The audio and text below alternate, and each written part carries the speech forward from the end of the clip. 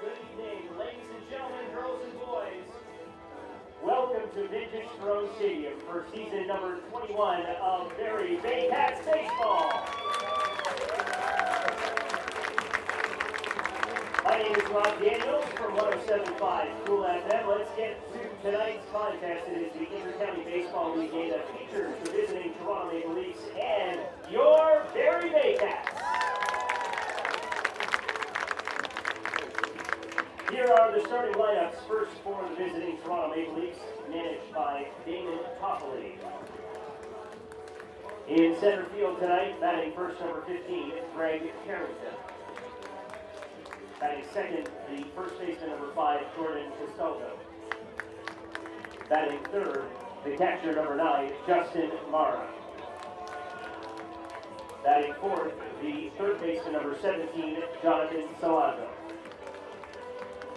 Batting fifth, the designated hitter, number 35, Brady Perfonek. Batting sixth, the left fielder, number 28, Tate Goller. Batting seventh, the second baseman, number 6, Dan Mara. Batting eighth, the shortstop, number 4, Blake Simpson. Batting ninth, the right fielder, number 2, Ryan Santos. Pitching tonight for the Toronto Maple Leafs, number 27, Sebastian Khan.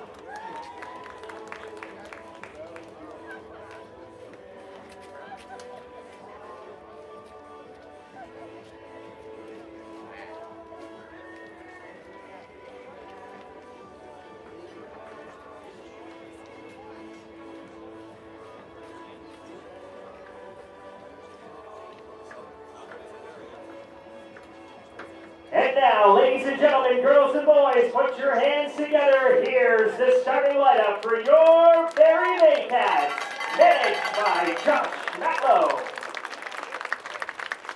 Batting first, the center fielder, Jake Wilson. Batting second, the second baseman, number 7, Royce Endo. Batting third, the first baseman, number 27, Ryan Rio.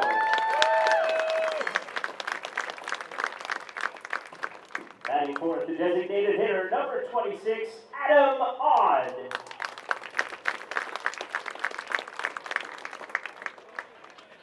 Batting fifth, the left fielder, Nidell McGarry Doyle.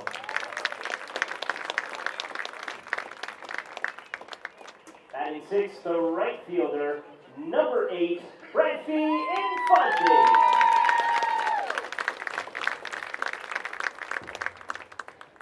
Batting eighth, the shortstop, number 44, Carson Burns.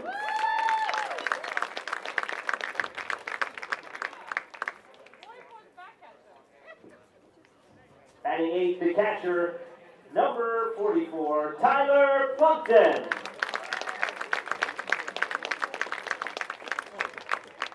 And batting ninth, the third baseman, number 17, Brendan Colley.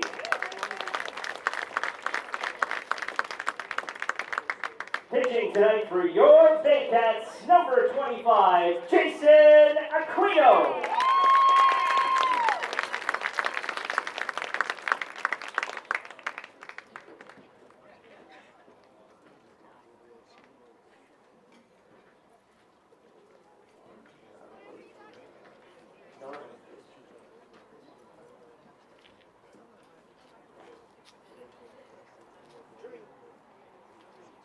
Fans, during the off-season, on Thursday, October 14, 2021, in his 90th year, Jack Kenwell, the Baycats' oldest serving and first volunteer, passed away. Jack was married to the love of his life, Denise Gabriel Carrot, for 63 wonderful years before her passing in 2015, both who were ticket ushers at the front gate since day one of the inception of the organization. The Baycats have planted a sugar maple tree out front of the stadium in the garden in honor of Jack's contribution and dedication for many years to the Baycats organization.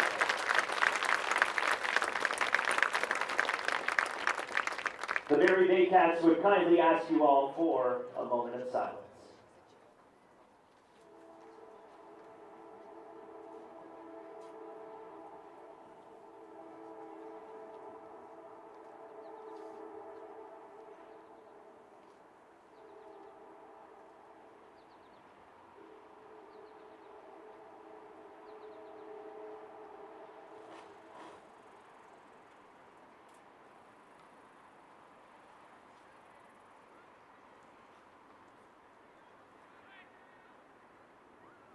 Thank you. If everyone can please direct their attention to the field where Jack's daughter, Catherine, also a Baycats volunteer for many years, would like to say a few words about her father, Jack. Hi, everyone. Thank you for welcoming me out here. You know, my dad just really wanted to make it to the playoffs last year. It might have been hard for him, but darn it, he was determined to get out here to support his boy. And he did that. He made it shortly after the season he passed away, but he never forgot about his Baycats. When Dad greeted fans at the gates, he made every single one feel like he'd be waiting just for them.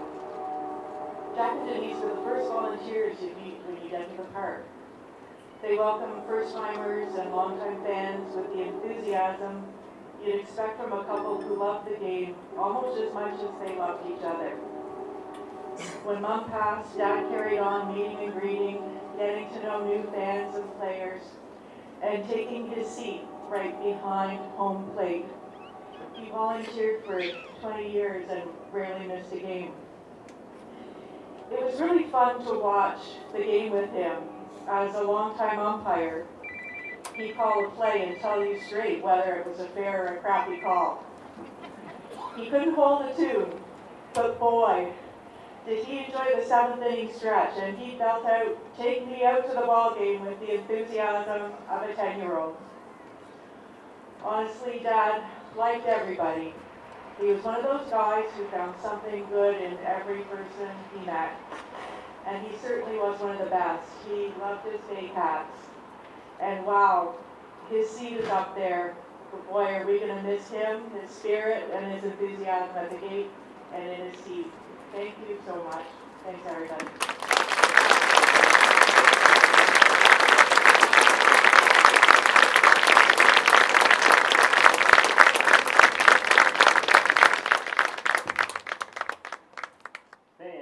Can you please rise if you are able to, and kindly remove your hats for the playing of our national anthem.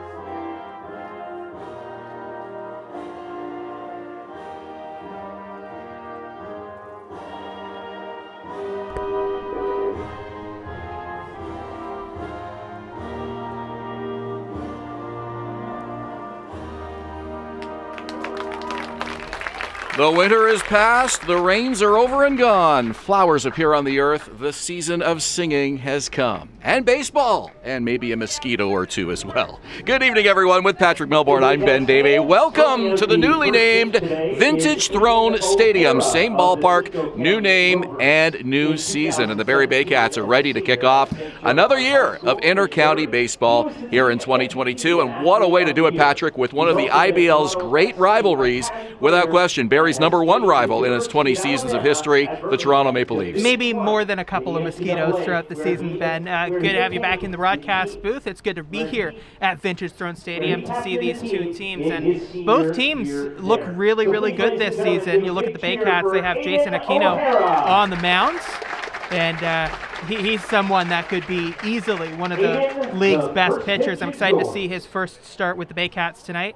And then the Leafs also have a really strong lineup. Justin Mara in the middle of it, Jordan Castaldo, former Baycat, of course, up at the top of the order once again. It's going to be a good one. And, of course, Toronto knocked out Barrie in round 2 of the 2021 IBL playoffs, which only adds more fuel to this Highway 400 rivalry between the Maple Leafs and the Baycats. Let's look at the starting lineup for the Leafs tonight. In center field, leading off is Greg Carrington. Jordan Castaldo, as mentioned, at first, hitting second. Justin Mara returns behind the plate. He bats third tonight. Jonathan Salazzo at third base is in the cleanup spot. Brady Sikornik at DH, batting fifth. Hitting sixth in left field is Tage Colert, Dan Mara, Blake Simpson, and Ryan Santos, 7, 8, 9, to round out the batting order tonight for Damon Toppoli and the Toronto Maple Leafs. On the man, left-hander Jason Aquino. This is a guy who the Baycats are really excited to see out there on the mound. He's someone that they've had their eye on for quite some time, and it's easy to see why. Super, super talented lefty out there on the hill. He's going to use his fastball a lot to overpower hitters, and he has MLB experience. Benny also had played for the Baltimore Orioles in the past, and the Baycats are so excited to have them in their uniform this season. 29-year-old native of the Dominican Republic from San Pedro de Macorís, and he made that Major League debut, Patrick, on April 22nd, 2017 for the Baltimore Orioles against the Red Sox. What a way to start your big league career. And enjoyed a couple of seasons in the Orioles organization and was a big part of the Baycats championship experience here in the Intercounty Baseball League as well. And thanks to that stint in Major League Baseball, we have some detailed info on his pitch usage, thanks to Baseball Savant. He's going to use his four-seam fastball about 50% of the time, just short of that at 49.4%. He also has a cut fastball that he uses about 23% of the time. Changeup will be around 20% of the time. Curve 8%, and the sinker, he doesn't use it very much, but he does have one. Obviously, this is a few seasons old, this data, so it'll be interesting to see throughout this season if that evolves or it stays the same.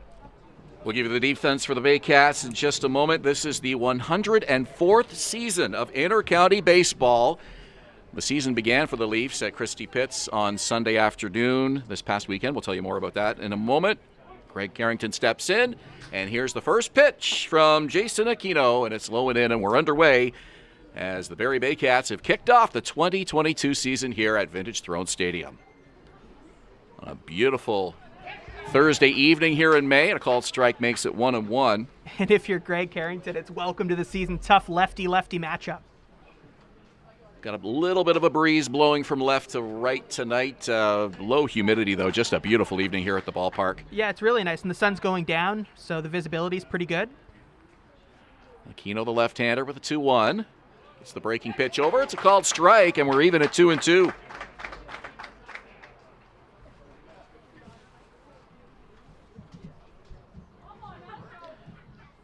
Here's the pitch from Aquino. Swung on and missed. Down goes Carrington. And we're underway with a swinging strikeout. There's your fastball upstairs in the zone. Let's take a look at the defense for the Barrie Baycats. Noel McGarry-Doyle is in left field. Jake Wilson in center. In right is Brantfy and Fonte. You're going to see big speed in center field with Jake Wilson. And Fonte can play both infield and outfield. We'll see how that moves throughout the season. Left to right in the infield. Brendan Cawley playing his first game with the Baycats at third. Shortstop's Carson Byrne. Second base is Royce Ando. Makes a good double play combination. First base is Ryan Rio. Behind the plate, Tyler Plumpton for Jason Aquino. And our top of the first inning is brought to you by Starting Lineup Uniforms and Apparel, the official jersey provider of the Barrie Baycats. Your season starts here. And our season starts here tonight at Vintage Throne Stadium. The Baycats taking the field for the first time with a good home crowd here this evening. A called strike makes it 1-1. Baycats got an exhibition game in here, Patrick, and it was a really fun afternoon here on Saturday when the Thornhill Reds of the GTBL came to town, former team of Baycat manager Josh Matlow, and the Reds ended up coming out on top by a score of 12-11, winning by 1 run. Nice low-scoring game. Seesaw game with about 5 lead changes. The Baycats coming up a run short without their full roster on the field, of course, but still a great afternoon. That one's fouled back to the screen, and the count is 2-2.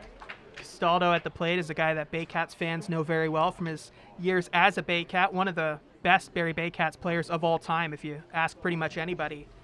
Last season in the playoffs, led off the game with a home run in Game 2 of that series.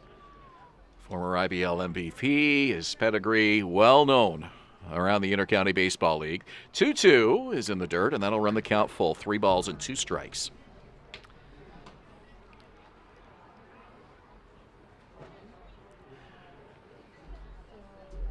Castaldo steps in. 25-year-old left-hander Jason Aquino making his first appearance in his return to Barrie, and this one to shallow left, and it'll drop in front of Noel McGarry-Doyle for a base hit. It's interesting there. You see the shift a little bit on the infield, a big gap between second and first base with Royce Ando playing closer to first, Burns playing mostly normal shortstop, and then Castaldo confirmed the shift idea by hitting it to the left side. It's not a league that we see a ton of shifts in traditionally, Ben, but I wonder if that changes a little bit this season. Middle infield is Carson Burns and Royce Ando. Fans already encouraging a ground ball here for a double play to put out the threat. Castaldo at first with a shallow single to left field, and the Maple Leafs get their first runner of the night. First pitch, a called strike to Justin Mara, the catcher. And you know, Ben, when it comes to player evaluation, there's more of these broadcasts throughout the league than there ever has been, so teams can look at these broadcasts and see where the players are hitting the ball more often. Yeah, you know, it's just amazing the amount of data that's online now. Swing and a miss, strike 2. Gone are the days where the scouting reports came via word of mouth. There's a little bit of that, of course, around the league, but so much info online now. Check on the runner. The leg kick, the 0-2, and it's in the dirt. Count 1-2 to Justin Mara, the catcher.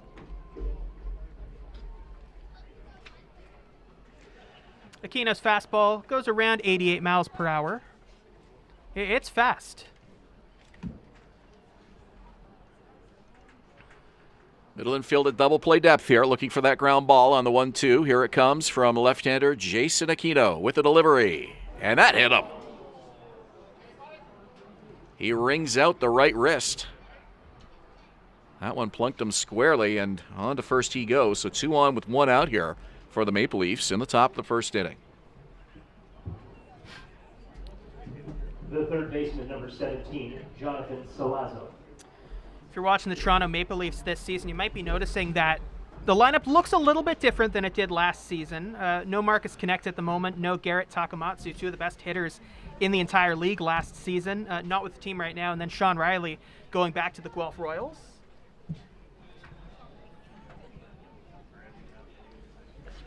Sean Riley and the Guelph Royals, they're going to be an interesting team to watch this season, Ben, coming back with a really good roster.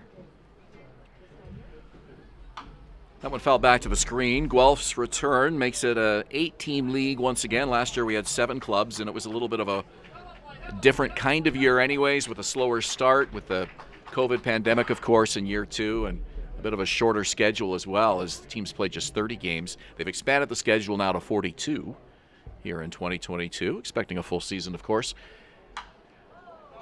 It's a high pop-up, but that'll be well over the screen, and a play off the metal stands here at Vintage Throne Stadium. And we give our annual reminder to maybe pick a parking spot that's not super close to the stadium if you come to Vintage Throne Stadium.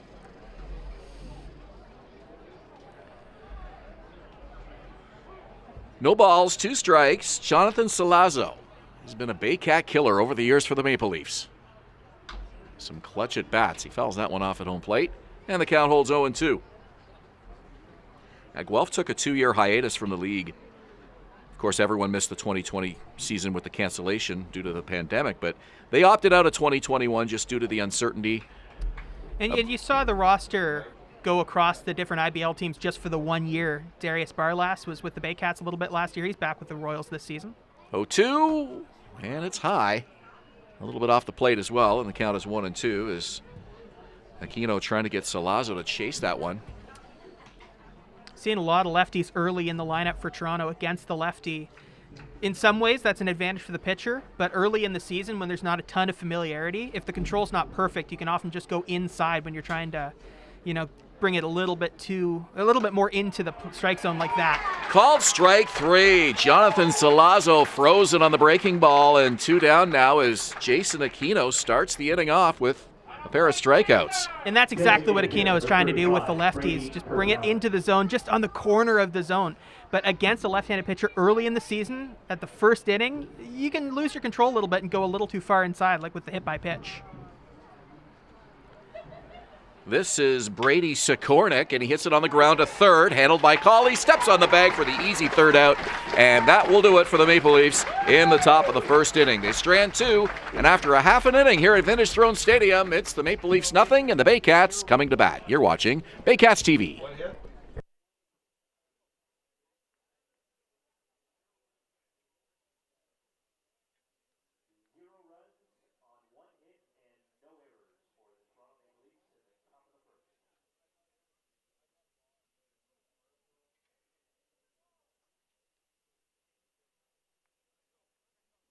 Danielle May Real Estate, supporting the Barrie Baycats and ready to help with all of your real estate questions.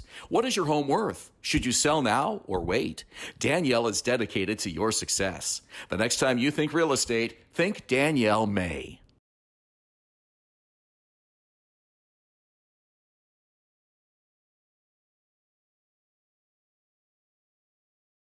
Your Canadian source for first aid kits, AEDs, safety products, and more. Shop online today at firstaidcanada.com. Life is precious. Be prepared.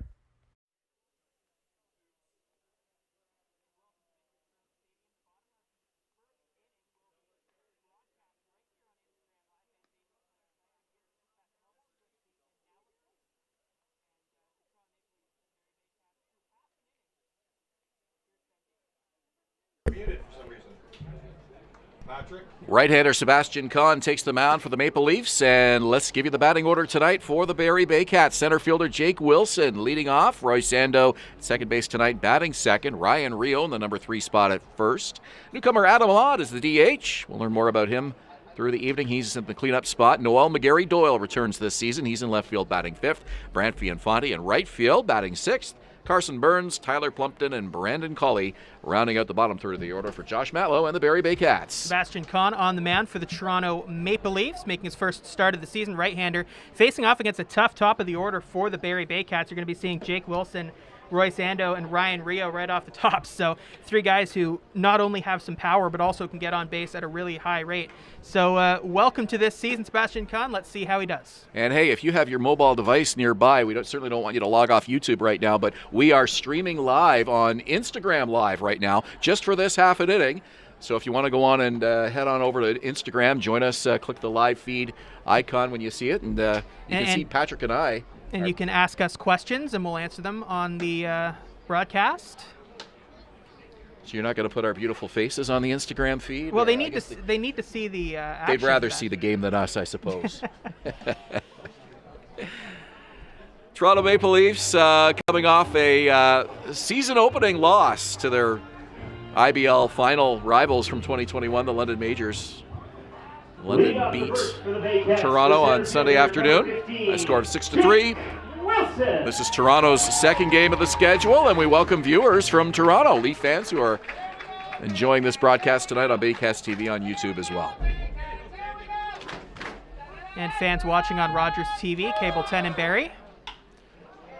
Wilson, first pitch swinging, and he hits a sky-high Major League pop-up. It's the shortstop taking that. Blake Simpson, one down quickly here for Sebastian Khan and the Toronto Maple Leafs. Let's look at the defense. Yeah, let's do it. Left to right in the outfield is Tage Golert. In left, Greg Carrington. In center, in right field is Ryan Santos. Going to the infield, Jonathan Salazzo is playing third base. Shortstop is Blake Simpson. Second baseman is Dan Mara. First baseman is Jordan Castaldo, very familiar name here in Barrie. Behind the plate is Justin Mara for Sebastian Khan. Outside corner, gets the called strike. That one looked to be a little bit off the plate, but Khan gets the call, and it's 0-1 to Royce Ando, the second baseman. Ando hoping to see a little more success than last year with more consistent at-bats and opportunities to play. Got action in just 4 games for the Baycats last year, a 143 average. Expected to be used a little bit in a more consistent role here in 2022. Yeah, was dealing with some injuries earlier on in the season, but the team's very optimistic about Royce Ando and what he can bring both defensively and offensively. 2-1 on the ground. Shortstop mishandles it. And Ando's aboard with a infield hit. We'll see if they give an error to the shortstop. Not sure if he would have had the throw over there in time anyways, as Ando's burning it down that first base line. Ando's got some speed. This whole top of the order, both Wilson and Ando, they both have speed. The first baseman, number 27, Ryan Rio. That is an infield hit for Royce Ando. Ryan Rio, the number 3 hitter, will come to bat.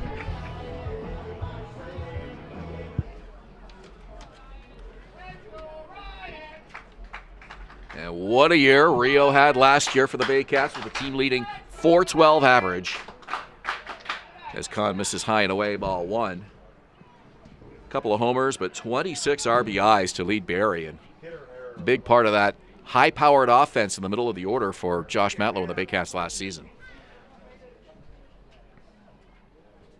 Khan's pitch on the ground. He elected to leave it for the second baseman. Steps on second for one, over to first in time for the double play. So Khan electing to let that ball get through, and wisely so, as Rio hits into a 4-6-3 double play, and the Leafs get off the field in the bottom of the first inning. 3-1 here at Vintage Throne Stadium. We're scoreless. You're watching Baycats TV. No hits, no runs, and 1 error.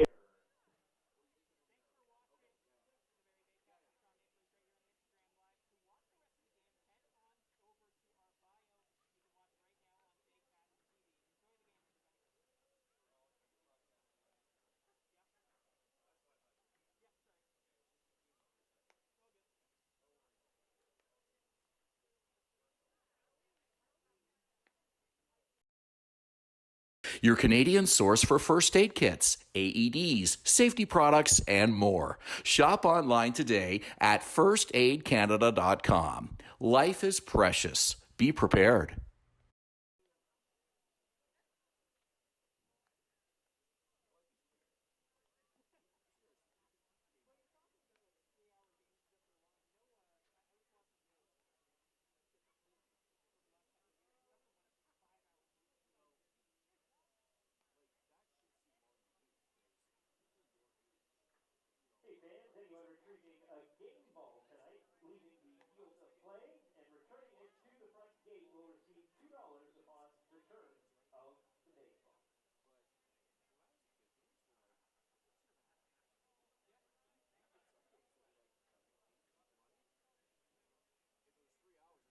Second inning is brought to you by Barrie Today, barrietoday.com, local news, weather, Baycats scores, and more. barrietoday.com, your community, your news.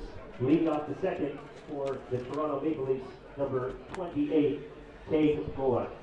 Tage Gollert steps in to lead off the top of the second inning. Ben Davy along with Patrick Melbourne, and it's the season opener for 2022 for the Barrie Baycats. Toronto Maple Leafs in their second game. And that one over the screen and over our heads out of play, 0-2 to Gollert. Tage, the left fielder tonight. Our second inning is brought to you by barrietoday.com. Local news, weather, Baycats scores, and more. barrietoday.com, your community, your news. Low and away, ball 1. So something that you can keep an eye on through the second inning is the location from Jason Aquino to Tyler Plumpton's glove. First baseline foul. One of the reasons I say that is because the one thing that wasn't working as well as he wanted it to in the first inning was the control across the inside and outside of the plate. So if he's matching up with Plumpton better in the second, then that's a really good sign, and he's going to start getting into a groove.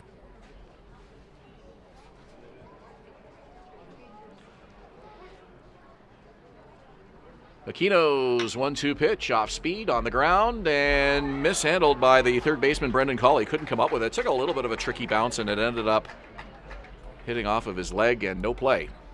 The reason why it's so important to get your control going early in the second baseman, number 6, Dan Mara. is because if your off-speed pitches are not going where you want them to, you have to lean a little bit too much on the fastball early, and you don't have the benefit of having that pitch mix. And then when the opposing batters get your timing on the fastball, it's a lot harder to work through situations. So it's the first error of the ball game for the Baycats, and just a quick scoring correction. In the bottom of the first inning, that ball hit by Royce Endo was ruled an error to shortstop Blake Simpson. And it's an 0-1 count to Dan Mara, the second baseman. So the Maple Leafs with a runner aboard here to lead off the top of the second inning.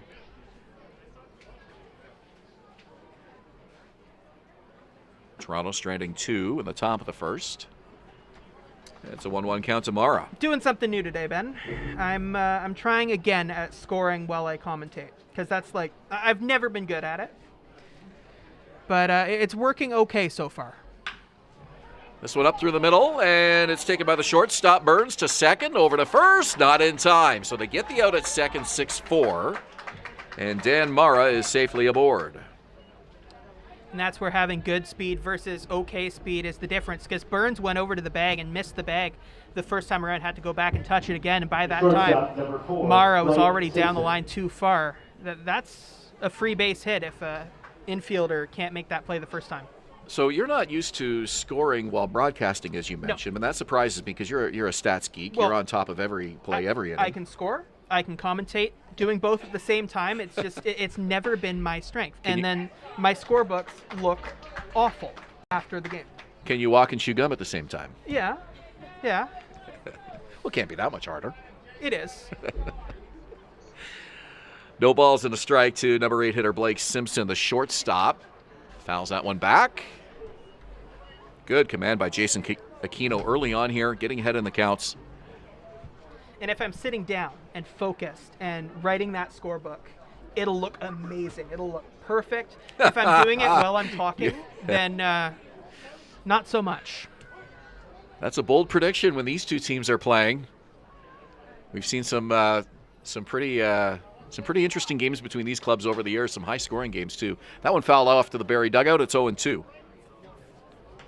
I usually find that my scorecard after a Toronto Barrie game is a complicated mess. So you're telling me I shouldn't have chose this game to start back up with it? Well, it's a clean scorecard so far. Well, except I have that part wrong. 0-2, and he is able to get a piece of it to stay alive, fouling that off to the left side.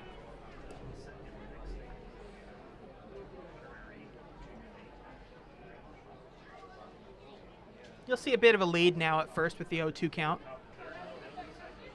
Surprised we're not seeing him jumping around just a little bit more to try and get into the lefty hitter's head just a little bit. He's almost staring at first base before he starts his delivery. Sometimes runners use that to their advantage. Rio holding him on, and now he draws a throw. That was more of a reset throw for Aquino, just give him a little bit more time to focus in on the batter. Lead was not super big. Now he goes, 0-2 pitch, swung on and missed. And down goes Blake Simpson, no throw, 2 down in the inning. Third strikeout already for Jason Aquino. Ryan Santos. So Mara takes second uncontested, and Santos, the number 9 hitter, will bat. So many lefties in this order.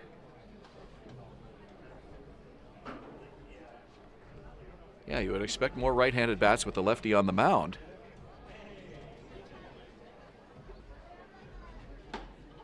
Lefty-lefty matchup, of course, favoring the Barrie pitcher. He gets ahead again here, 0-1. And I talked about how you might see more shifts this season as more data is easier to find for everybody. I wonder if you see more lefty-righty stuff.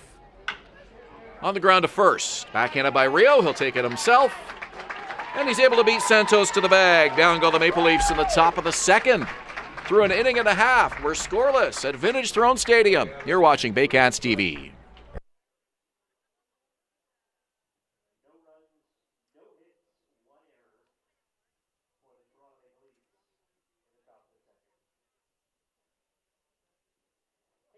Rock 95 and the Barrie Baycats are giving one lucky kid the chance to be the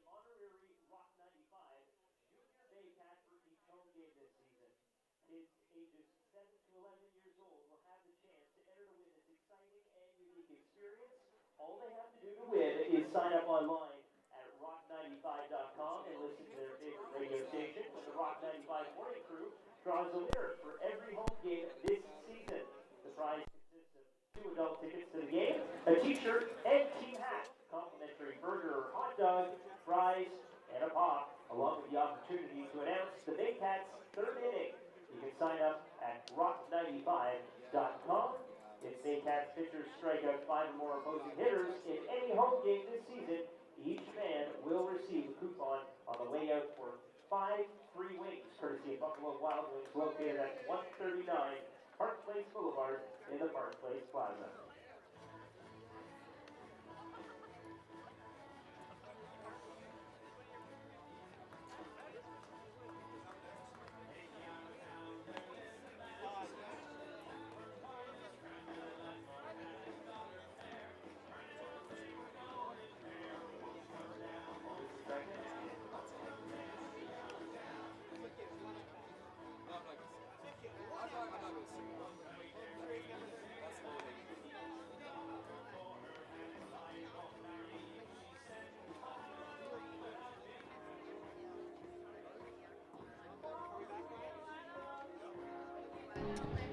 Fans, all Saturday afternoon home games that start at 4 p.m. this season are Junior Baycats Days with the support and partnership of Rock 95, Cool FM, Barrie 360, Moonwalk Entertainment, and Dream Parties. Family fun will be taken to a whole new level. No runs, no hits for the Baycats. No runs, 1 hit for the Maple Leafs as we go to the bottom of inning number 2, and it's newcomer DH Adam Odd hitting in the number 4 spot. And the first pitch is inside to him, a ball. What can you tell us about newcomer Adam Odd, Patrick? Well, he's played for a couple IBL teams in the past, including the Toronto Maple Leafs, and his biggest year so far was his rookie year. Swing and a miss, and he loses his helmet on that cut. In his first IBL season, he hit .372 with 5 homers. He was named an All-Star. He's one of the best hitters in the league that year. And the Baycats are optimistic that he can get back to that kind of level of talent. He's such a talented guy, and I'm looking forward to seeing him this season in the middle of that Baycats batting order. Pitch from Khan. Went off speed and getting a piece as Odd. He stays, keeps the count at 1-2. And it shows how much they believe in Adam Odd because he's in the middle of the batting order on opening day. He's batting 4th. He's a guy that wasn't in this lineup last season, so it would have been really easy to move McGarry Doyle up and put Rio in the 4, but they believe in him. Odd, along with number 9 hitter Brendan Colley, the only 2 Baycat newcomers who weren't in the lineup last year in the lineup tonight. And you'll see a couple more throughout the season. Mike Duwin, who played mostly road games last season, may have an increased role this season. Domenico Morea. That was handled by the first baseman, and stepping on the bag is Casaldo, 1 away. And then the return of Starlin Rodriguez, who's going to be playing a combination of infield and outfield roles. You'll see that from both him and Brant Infante. So they have flexibility in a lot of positions this season, and I think that's a real positive. McGarry Doyle. Noel McGarry Doyle played just the first half of the 2021 campaign for the Baycats, managed to get into 16 games and a .348 average. Fans here are certainly excited to see what he can do potentially over a full season. Absolutely. He was such a good outfielder for them last season. Really strong defense in left and really good at the plate. He's batting 5th today. He was mostly at the top of the order in the first half of last season. Batting 1st and 2nd.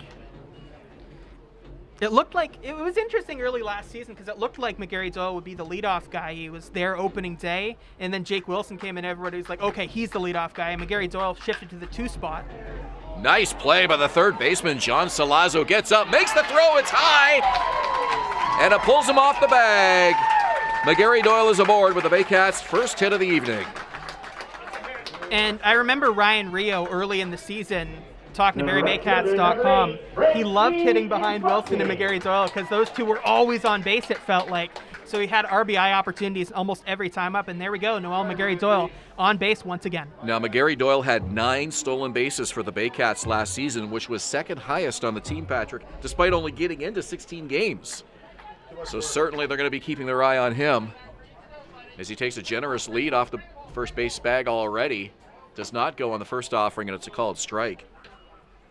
McGarry Doyle was thrown out just twice in 11 attempts. And that explains why you saw him at the top of the order so much last year. Only Jake Wilson had more steals with 10, but Wilson, of course, playing a full year. So Baycats fans are very familiar with what Branfy Infante can bring at the plate. The interesting storyline for him this season is he's going to be playing a little bit more outfield.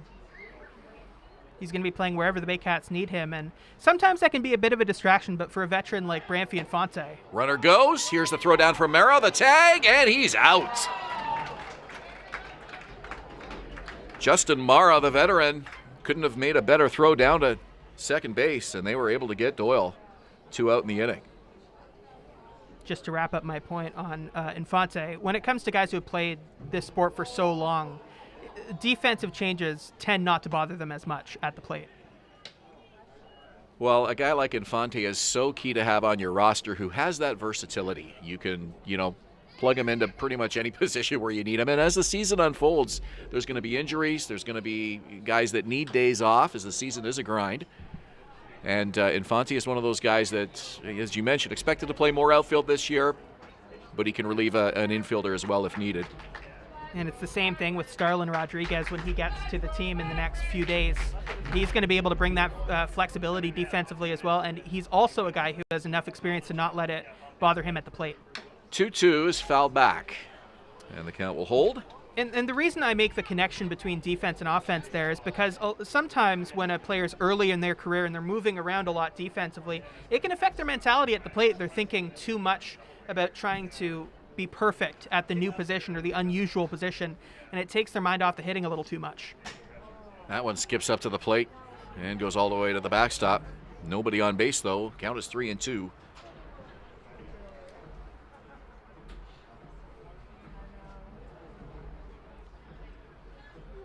Good job by Khan early on in this ball game, who's had base runners to deal with in both the first and the second innings. Here's the 3-2, and it's high, ball 4. Infante is aboard with a walk, and that keeps the inning alive for shortstop Carson Burns. The shortstop, number 3, Carson Burns. Burns is a guy who's been with the Baycats for a few seasons, but last year was kind of his breakout season, Ben. He really took an everyday role and ran with it, both defensively, where he showed himself to be one of the best, if not the best, defensive shortstop in the league, and then at the plate really had a nice season when they weren't sure what they were going to get at the start. He'd shown some really nice talent at the plate, but he hadn't put it all together, and last year he put it all together.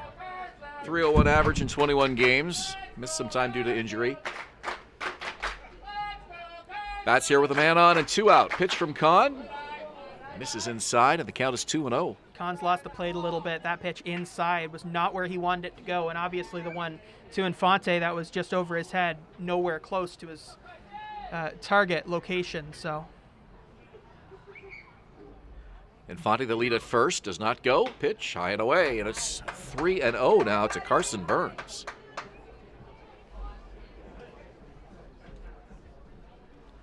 We're scoreless here in the bottom of the second at Vintage Throne Stadium. Season opener for the Baycats, game number 2 for the Maple Leafs. And the 3-0 pitch gets that one over. Took a pause right before there. Sometimes you just need to slow the game down a little bit and stare at your catcher and really focus in. You get that strike.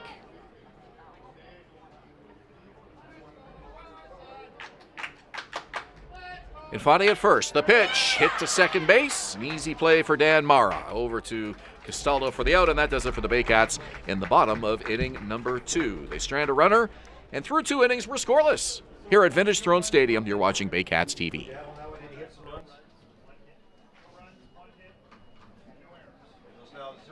No runs, 1 hit, and no errors for the Baycats in the home half of the second inning. Inning number 3 here at Vintage Throne Stadium tonight, being brought to you by First Aid Canada. First Aid Canada, your Canadian source for first aid kits, AEDs, safety products, and more. Shop online today at firstaidcanada.com.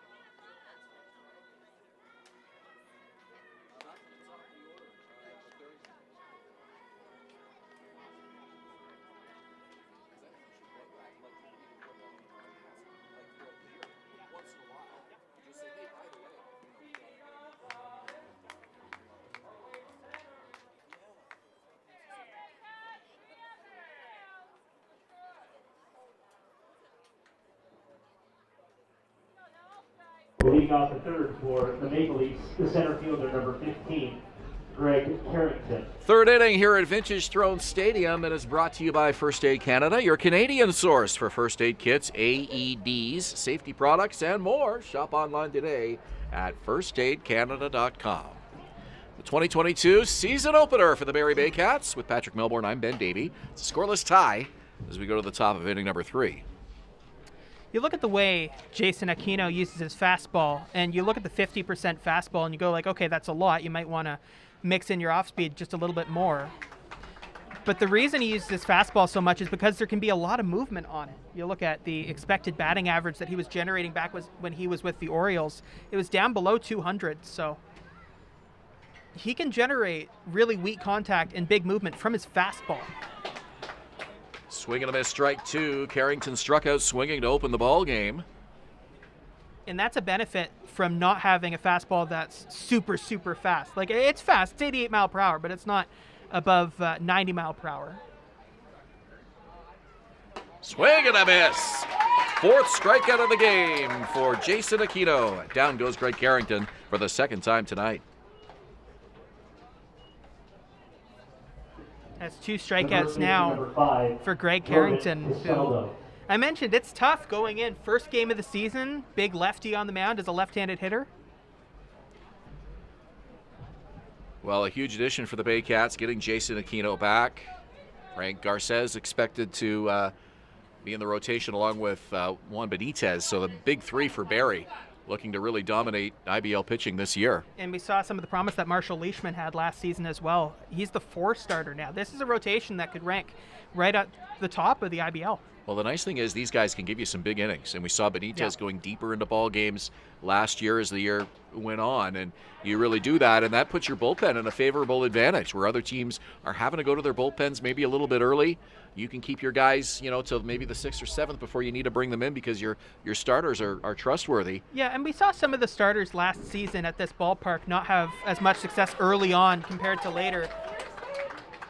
I wonder if we start seeing starters be a little bit more direct with the strike zone when the visibility with the sun is at a weird spot. Generous strike zone so far tonight, and Castaldo did not like that last call. It's 1-2 to him.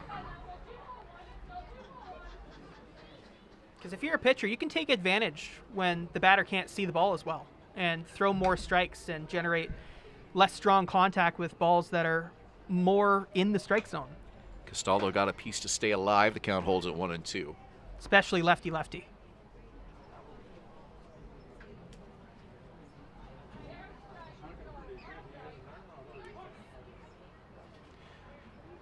Aquino comes set, working from the stretch with nobody on here, and the pitch is inside, count 2-2. Castaldo got the game's first hit with a shallow single to left field. Would be erased on a force out at third.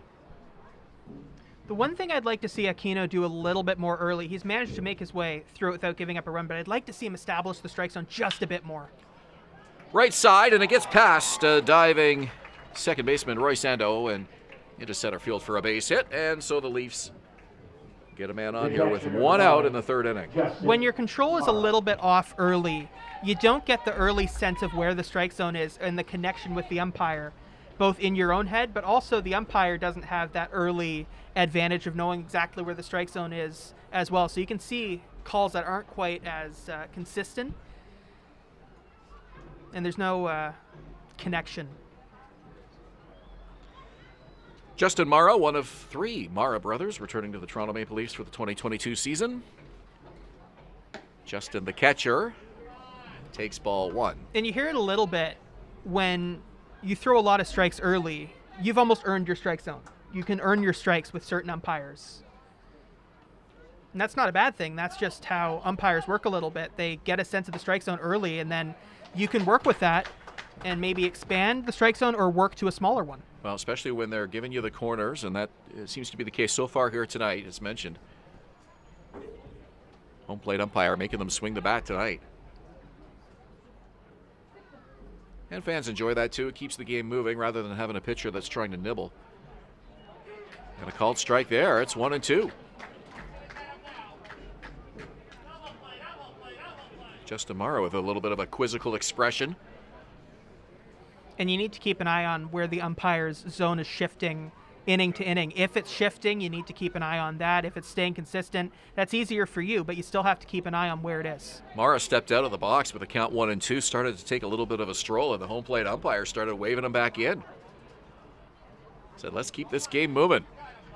Here's the 1-2. Swing and a foul. You got a piece. And you're big on when games keep moving like that. Love it. Love it. And it's the pace of the game. It's not the length of the game, it's the pace. And when things really slow down and the umpire's not giving strikes that they should be, and it just really slows the game down to a crawl, it makes it difficult for everybody.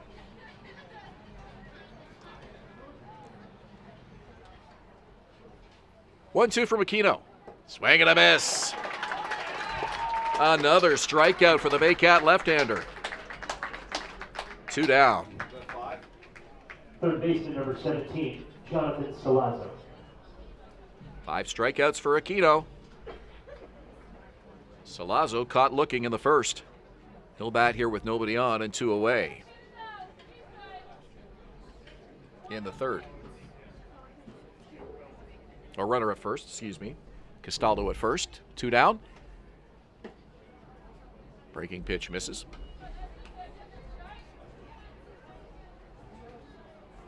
I believe Castaldo's the only Maple Leaf with a hit today, and he's got 2 of them. He's used to hitting here, I think. Over the mound. Ando's got a hustle, gets the throw off, and it's high, and it goes all the way to the backstop, and that'll give everybody an extra base.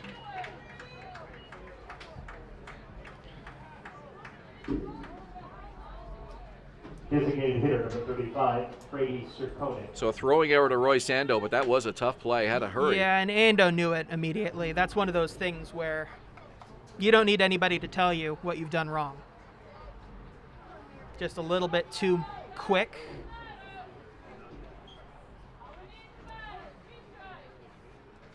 He didn't plant his feet, but he also wasn't going to get the runner even if he... This one hit sharply down the left field throw. line and foul. This is Brady Sikornik.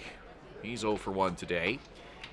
So runners at second and third as Castaldo goes to third and Salazzo goes to second on the throwing error to Roy Sando. Second error of the game for the Baycats. So you get into the pitcher's head a little bit when you have hard contact like that on the first pitch, even if it's foul. To short. And the throw across by Burns. Plenty of time for the out. And crisis averted. Maple Leafs strand 2 in the top of the third inning. We go to the bottom of inning number 3. And we're scoreless here at Vintage Throne Stadium. You're watching Baycats baseball on Baycats TV.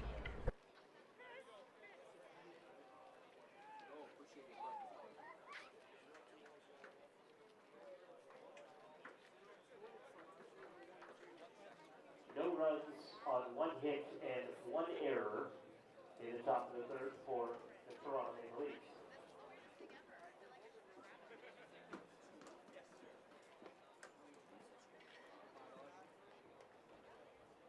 Hey, Baycats fans, we have a couple representatives going through the crowd selling 50-50 tickets here tonight.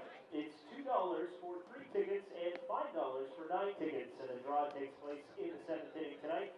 Make sure to get yours for a chance for a big cash prize here at Vintage Throne Stadium tonight.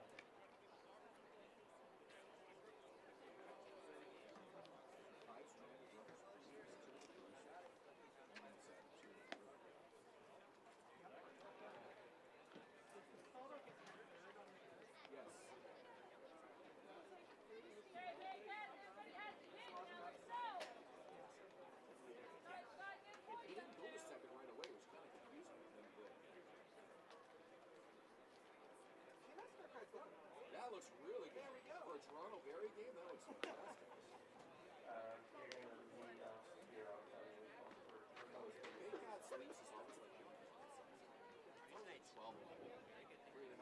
Hey, Baycats fans, please give a warm welcome for Harry, our junior Baycat here tonight, who is the latest winner of our contest sponsored by Rock 95.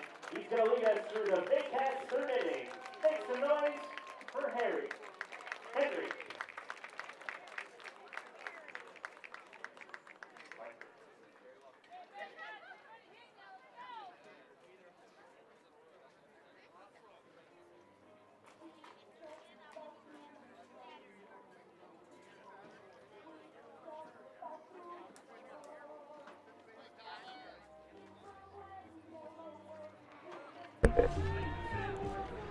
Bottom of the third inning here at Vintage Throne Stadium. Ben Davy along with Patrick Melbourne. It's Tyler Plumpton, Brendan Colley, and Jake Wilson due up for the Baycats in the bottom of the third inning. We're scoreless here between Toronto and Barrie in the 2022 home opener here at Vintage Throne Stadium.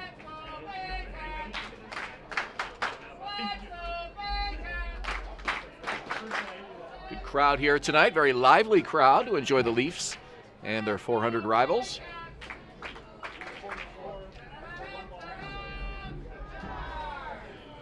Sebastian Khan works to Tyler Plumpton, and he fouls it off third base coach's box. Busy long weekend for the Baycats. They're back here Saturday afternoon at 4 p.m. to face the Hamilton Cardinals, and then Monday, their first road game of the season. That'll be in Kitchener. 5 p.m. start against the Panthers at Jack Couch Park. Keep an eye on Baycats.com for broadcast details. Plumpton to center field, and it'll drop into right center for a base hit. Tyler Plumpton gets the Barrie Baycats' second hit of the night to lead off the bottom of the third inning. Number 17, Brendan Colley. So this is Colley's first at-bat with the Baycats. He's one of the players they signed over the offseason that wasn't here last season. Baycats really like what he brings both offensively and defensively, and I was talking to Josh Matlow about how Colley was in the exhibition game against the Thornhill Reds, and it was just nice thing after nice thing about Brendan Colley. They're really excited to have him on the team. Colley, the number 9 hitter, and he bats with a runner on and nobody out here on the bottom of the third. Baycats looking to strike first here tonight. That pitch misses away, and the count is even 1-1. Toronto heads to Guelph Saturday afternoon. The Royals will play their first game since the 2019 playoffs when they were swept by Hamilton. We talked about Guelph a little bit earlier. Took a 2-year hiatus from the league, and I know fans there will be super excited on Saturday afternoon when baseball returns to the Royal and what City. A roster they've built. I mean, you look at their rotation, it's a bunch of ex-Baycats pitchers who did really well here, and then Dalton Pompey in the middle of their batting order. Yeah, that's the big name that definitely turned some heads in the offseason. Dalton Pompey, a former Toronto Blue Jay who had some opportunities, but with injuries just really wasn't able to establish himself in the bigs. Known for his speed and his defense.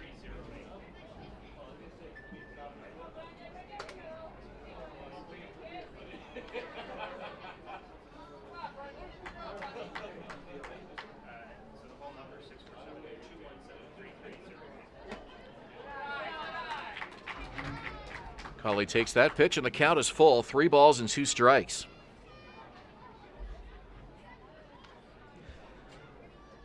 Sebastian Khan played just 2 games for the Leafs last season, one of them in the playoffs against Barrie in that 16-6 game. Pitched 4 innings in that one. High and foul. Over to the right side, over near the Barrie bullpen, and the count holds at 3-2. 1 appearance in the regular season. It was a start.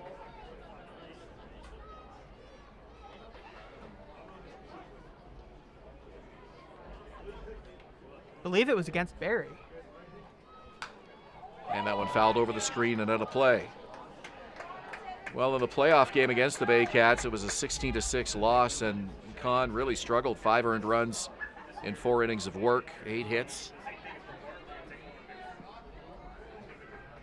I could be wrong, but I think he might have played in an earlier game in the season against the Baycats as well. That's not showing up here.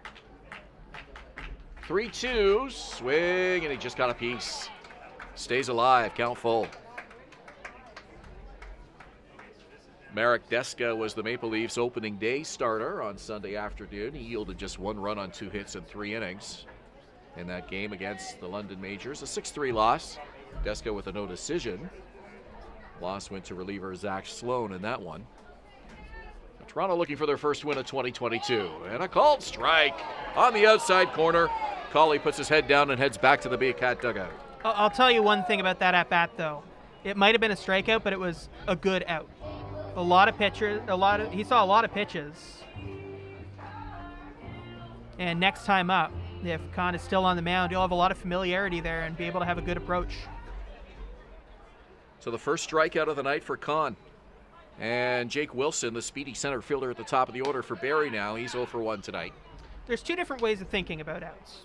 The first way is that every out is exactly the same because that's how it appears in the stats. That's from an analytics standpoint, every out is pretty much the same. But from a on-field standpoint, those long 3-2 count at-bats where you get a lot of familiarity and bring the pitch count up, they're really different than the first pitch pop-ups and the kind of outs that you really don't want to see.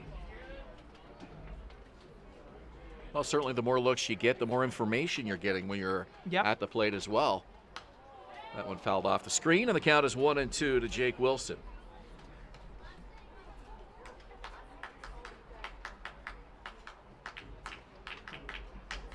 Wilson, a .362 hitter for the Baycats in the 2021 regular season. Has some power, has some speed. Good defense. Held up on his swing, and the count is even, 2 balls and 2 strikes.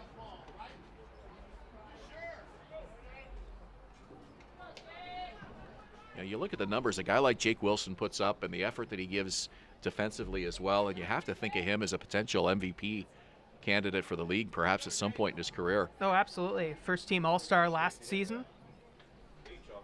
There could have been a couple more Baycats that could have been All-Stars too. Looking at the list, Wilson and Benitez were the All-Stars. On the ground to second. They go to short for 1. They go to first, and it is a double play.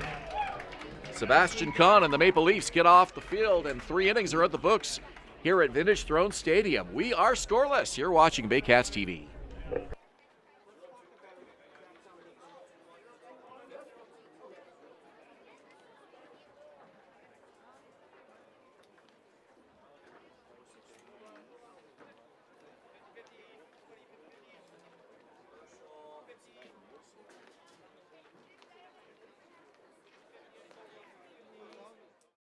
BarrieToday.com. Local news, weather, Baycat scores, and more. BarrieToday.com. Your community, your news.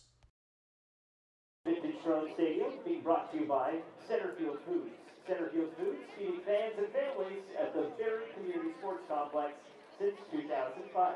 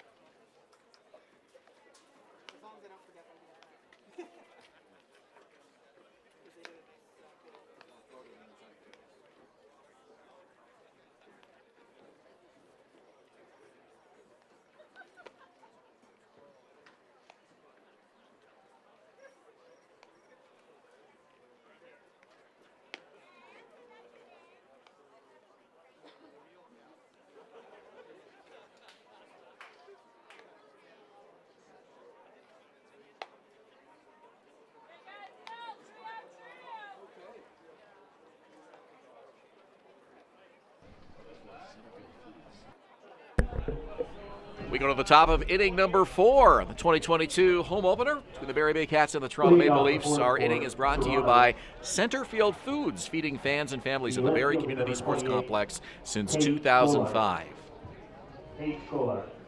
Known for their French fries, as you know, Patrick, certainly a fan favorite. Concession items here. Oftentimes you can look around Vintage Throne Stadium and you'll probably see a French fries or two. Yep, one right there. The smell of those fries really takes over the ballpark. That grounder to short. Oh, spin around throw and a beauty by Carson Burns. 1 out. And that's what Carson Burns does defensively. He's just a really, really good defensive shortstop. And when you have a good defensive shortstop or center fielder, it just takes so much pressure off the rest of the defense. That's one of the most underrated things, I think, in this sport is how important good defense is in center field and shortstop.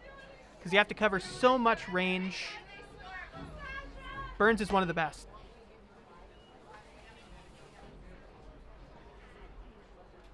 Here comes Dan Mara, the second baseman. Dan, Justin, and Adam, the 3 Mara brothers, all returning for 2022.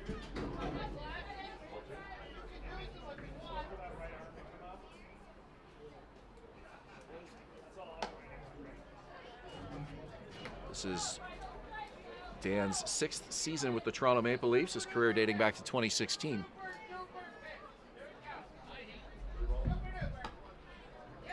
And a called strike on 3-0.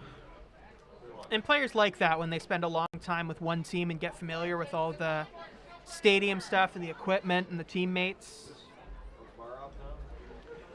Pitch to Mara, and it's ball 4. First walk the Leafs have gotten off Jason Aquino here this evening. And there's one on with one out for Blake Simpson, the shortstop. Shortstop, number 4, Blake Simpson. All right, I'm behind on my scoring. Give me your book for a minute. There we go. There we go. I make no guarantees if you're copying my notes. Runner leads, and the pitch is a called strike on the inside corner. Blake Simpson behind 0-1. So 1 on, 1 out. We're on the top of the 4th here at Vintage Throne Stadium in Barrie. Maple Leafs and Baycats scoreless. Okay, I'm caught up. You good? We're good. Mara draws a throw.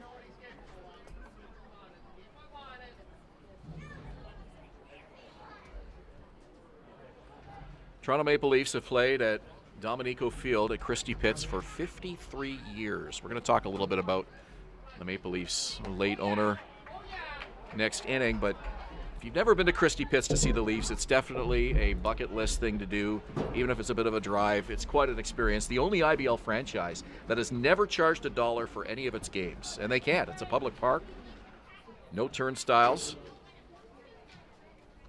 Fans just come and go throughout the ball game, and it's really an experience. They got the runner picked off. The throw by Rio, the tag, and he's out! Great read on the play by Jason Aquino as Dan Mara gets picked off for the second out of the inning.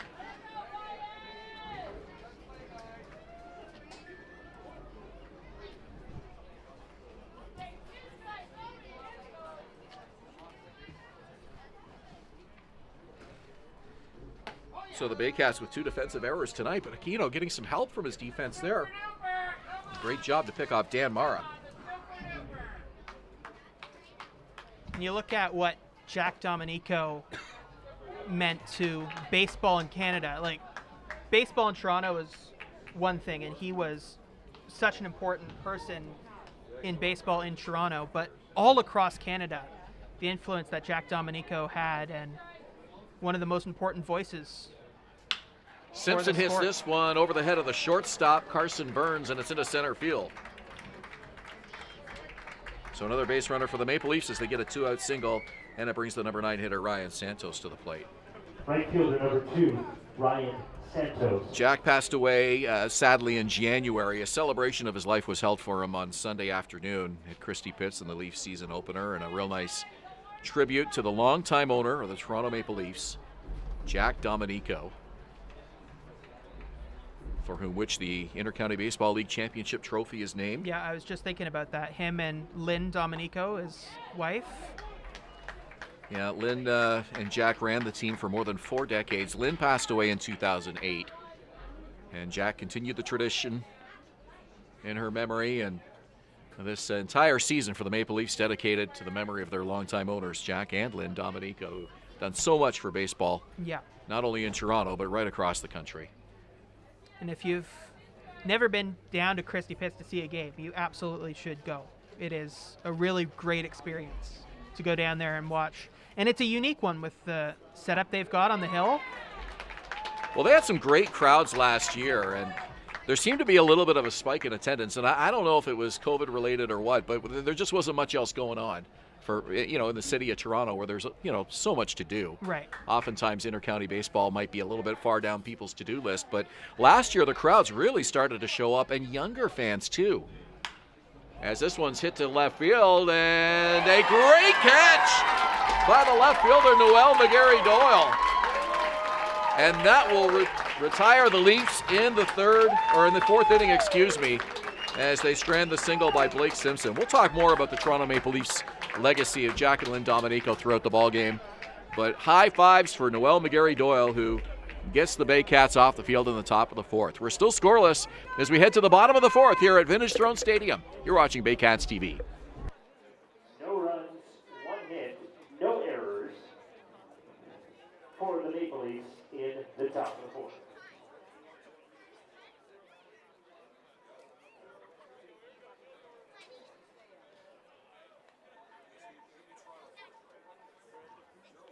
Hey fans, the next home game for your Barrie Baycats will be this Saturday, the 21st of May at 4 p.m. versus the Hamilton Cardinals. It will also be Junior Baycats Day. It's our first of the season with lots of kid and family-friendly activities.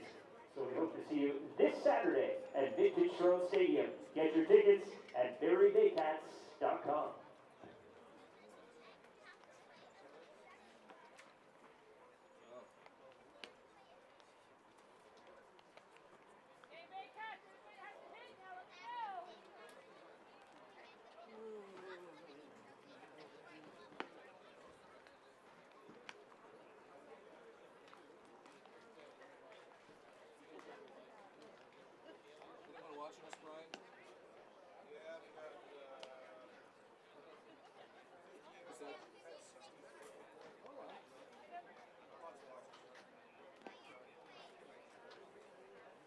Patrick's family, so that's encouraging.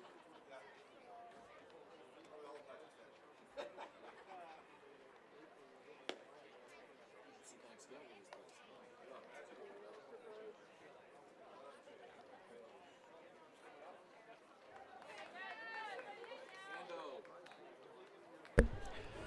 Leading off the board for the Baycats, the second baseman, number 7, Royce Endo. Bottom of the fourth inning here at Vintage Throne Stadium. We're glad to have you along on the Baycats YouTube page, Baycats TV, and Toronto viewers tonight as well. And if you're watching on Rogers Cable 10 here in Barrie, we hope you're enjoying the season opener for the Baycats as Endo hits this one to short. No play for Blake Simpson.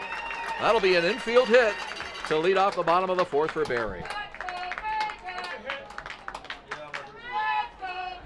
Third hit of the night for the Baycats, and it'll bring Ryan Rio, the slugging first baseman, to the plate. Official scorer calls that a hit, and he's right.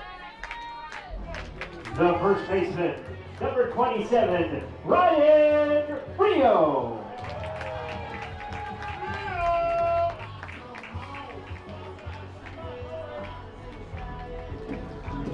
Ryan Rio comes to the plate. He's 0 for 1, hit into a double play to end the Baycat threat in the bottom of the first. Rio looking to continue his hot hitting from last year, and he's up there, first pitch swinging, and it's a high fly ball to right field.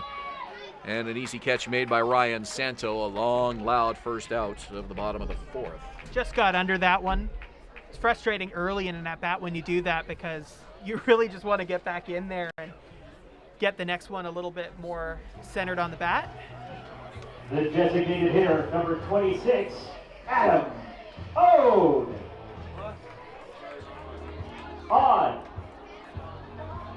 One of the really nice gestures that the Baycats, I just was so impressed by this, Patrick, with the tribute to Jack Domenico on the back of the helmet this season, and that's going to be on the helmet all year long in memory of the late Toronto Maple Leaf owner that we were talking about last half inning. And we were talking about this a little bit off air. I was trying to think of a precedent for that, of a team honoring a figure from another club on a piece of uniform. It just shows how important Jack Domenico was to Canadian baseball and baseball in general. So a really nice tribute by the Baycats this season, honoring the Toronto owner on their helmet. And, I can't even draw a parallel to it. I mean, it would be like if the Red Sox put a George Steinbrenner patch on their uniform or something like that. You just wouldn't see it. Well, certainly speaks volumes about the Baycat organization and Jack's life and legacy as well. As this one's hit to right field for a base hit. Heading to third is Ando. The throw, the tag, not in time. A base hit for Odd as he is aboard for the first time as a member of the Baycats, and Royce Ando goes all the way to third.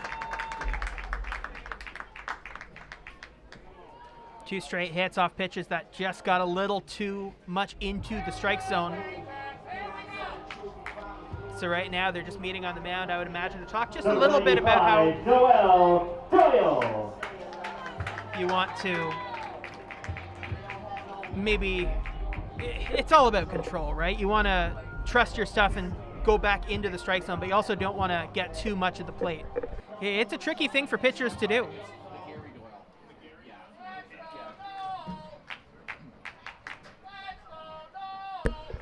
So runners on the corners here with one out, and this one gets away from the catcher. Coming home is Ando, and he scores the first run of the ball game. It's 1-0 Barrie.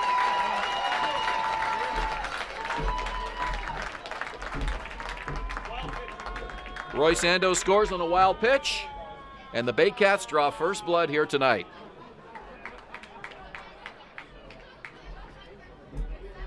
And that highlights the importance of that hustle by Ando around the bases, having the presence of mind to get himself to third base on the single by Odd. Got himself 90 feet away from home plate and was able to take advantage of that wild pitch. So it's 1-0 Baycats. Noel McGarry-Doyle, who's 1 for 1 tonight. And a runner at second as Odd took second on the wild pitch. Pitch from Khan, and that hits him. And he's lost the strike zone now. Right in the lower half of the right leg. He looks to be okay. He'll trot down to first, and that's 2 on now for the Baycats with Brant Fianfatti coming up. And that's sometimes the downside to going out after pitches are meeting too much of the plate and telling him to maybe not go as much into the plate. Because if you don't have the control, then they just go way outside after something like that. And I think that might be what we're seeing here. On at second, McGarry-Doyle at first. Still just one out here in the bottom of the fourth. Baycats looking to build on a 1-0 lead here in the 2022 season opener. Khan's first offering is hit on the ground over to the Toronto dugout.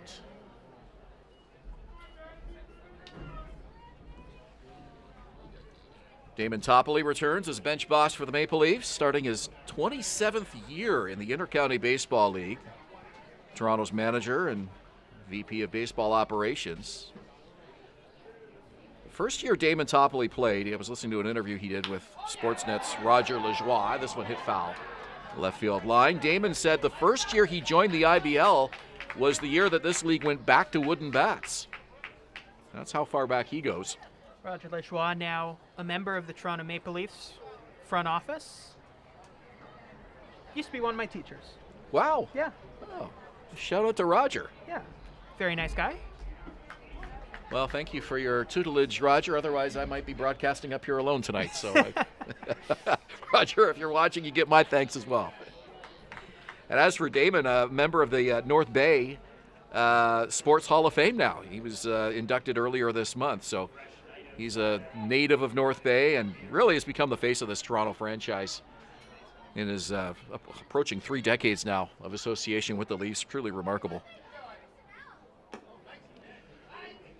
That one's in the dirt, and it's 2-2.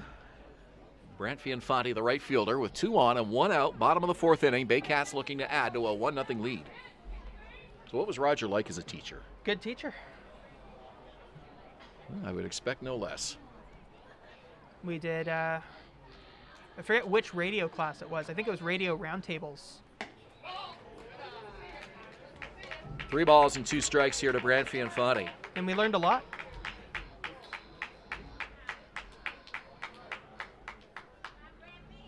We'll see if the runners are in motion here with 1 away, full count. On at second, McGarry-Doyle at first. Might be an interesting first look at Adam Odd's speed. They do not go, and the pitch is in the dirt, ball 4. And that will load them up for Carson Burns.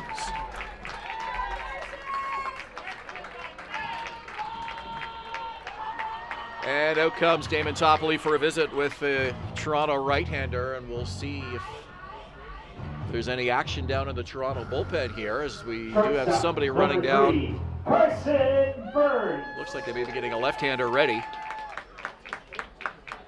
Topley will go down for a chat. And they'll discuss how they want to work to Carson Burns here with 1 away and the bases loaded in the bottom of the 4th inning.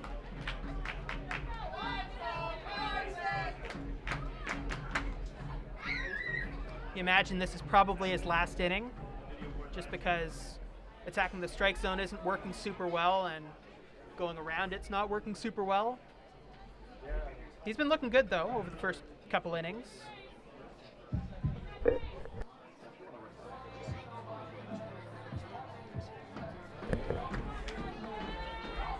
Carson Burns, big at bat here for the Baycats in the bottom of the 4th inning with the bases loaded.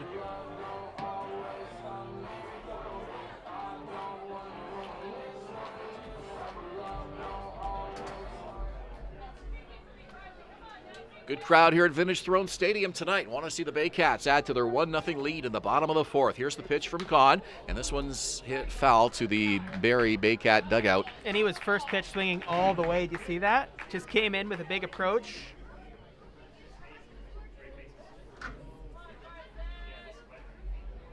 Only one out, so you can afford to do that. On at third, McGarry Doyle at second, and now Infante at first. The windup and the pitch. In the dirt, blocked by Mara, off with the mask. Everyone stays put.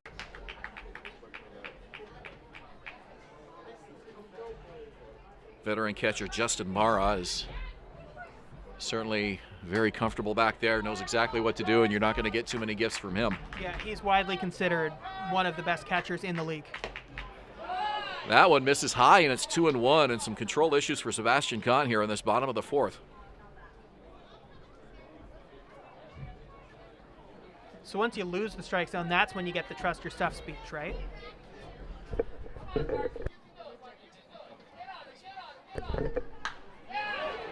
First base side, and it's gloved by Jordan Castaldo. The throw over to second. And they get the double play. And that will do it.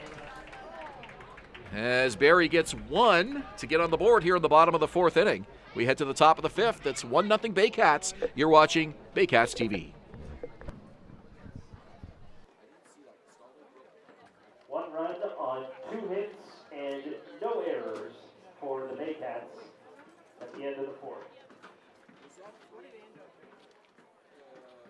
Fifth inning of play here tonight being brought to you by Etal Paving. Etal Paving for all your residential, commercial, and industrial paving needs. Providing quality service for over 37 years because you deserve the best.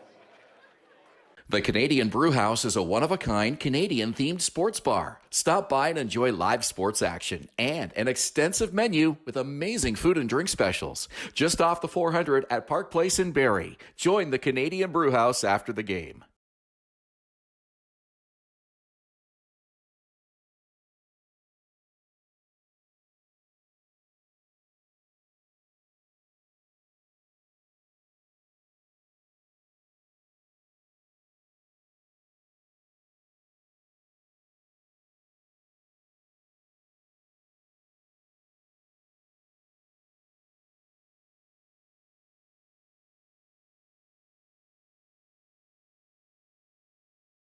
I'm Christina De Palma, and whether you're looking for help with small claims court, a problem with your tenant, a traffic ticket, a notary, or looking for mediation, De Palma & Associate Legal Services can help. Know the rules, know your rights, solid advice.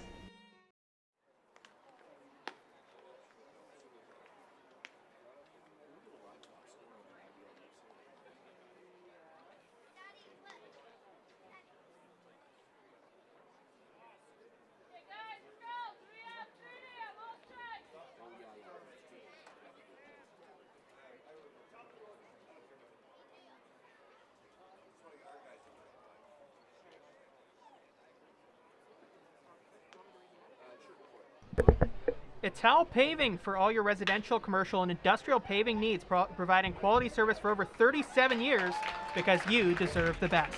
Ben? With Patrick Melbourne, I'm Ben Davy. Greg Carrington grounds out to second to start the top of the fifth inning. It's a 1-0 Baycat lead. Carrington, Castaldo, and Mara due up for Toronto here in this top of the fifth inning. Adam Mara is warming up in the bullpen for the Toronto Maple Leafs. So far, 4 innings of work for Toronto starter Sebastian Khan tonight. Jason Aquino still out there as tonight's starter for the Barrie Baycats with 1 out in the fifth inning. Look very strong so far for the Baycats.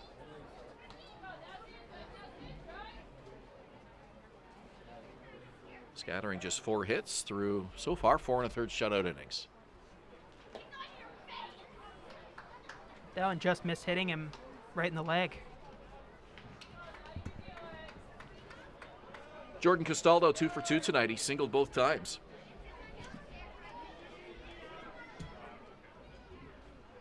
Dominican Jason Aquino with a full windup and the 2-0 on the way. Swing and a miss. Castaldo out in front of that one, and it's 2 balls and a strike.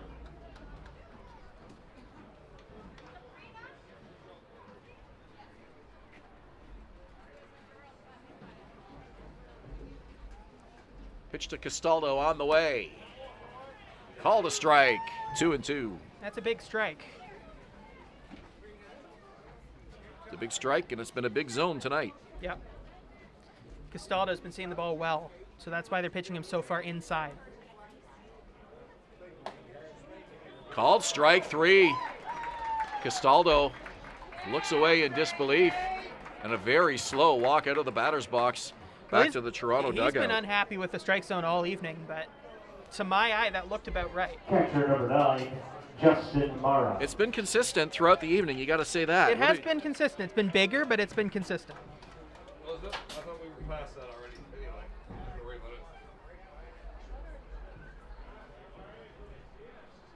it. First strikeout tonight for Castaldo, and Justin Mara now comes to bat with 2 out in the 5th inning, and Jason Aquino looking for his first 3-up, 3-down inning. 6 strikeouts so far this game for Jason Aquino.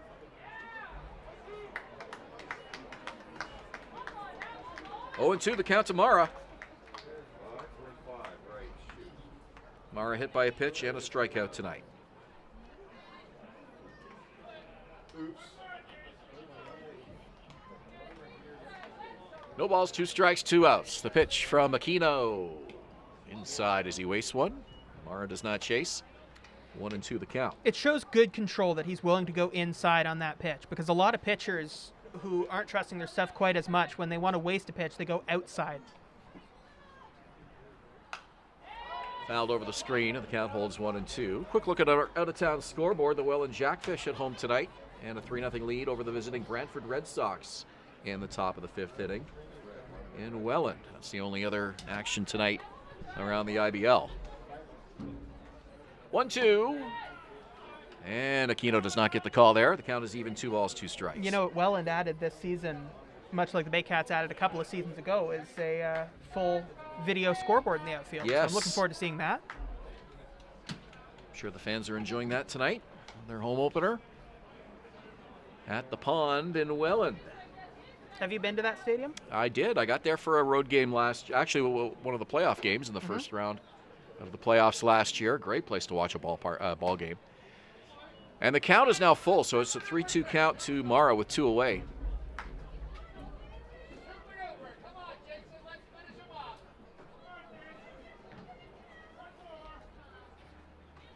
Here's the pitch from Aquino. Called strike 3. 2 strikeouts for Jason Aquino to close out the 5th and his first 3-up, 3-down inning of the ball game. We go to the bottom of the 5th. Barrie 1, Toronto 0. You're watching Baycats TV.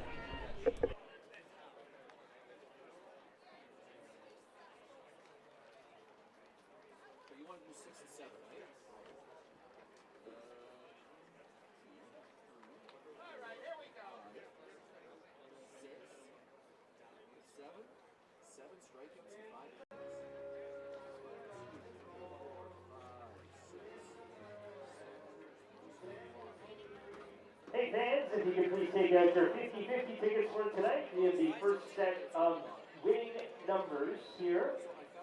The first set. Your prize tickets, scratch that. Please take out your prize tickets. The winning numbers for the first prize is 843-5171. Once again, 843-5171. Claim your prize at the Baycats tent. And 2 more for you.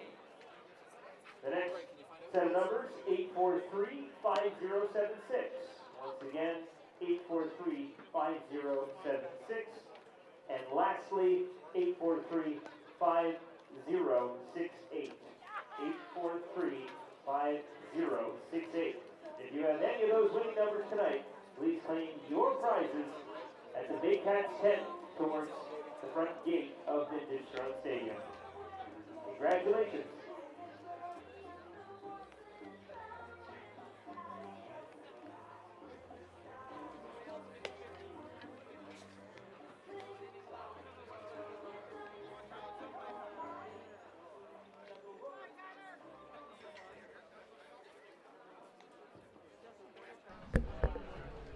With Patrick Millward, I'm Ben Davy. We are in the bottom of the fifth inning at Vintage Throne Stadium. It's the 2022 season opener for the Baycats and a 1-0 lead over the Toronto Maple Leafs. A very unconventional, low-scoring game early on between these clubs, but Baycats starter Jason Aquino has been nothing short of stellar, and Sebastian Khan has worked out of some jams so far as well.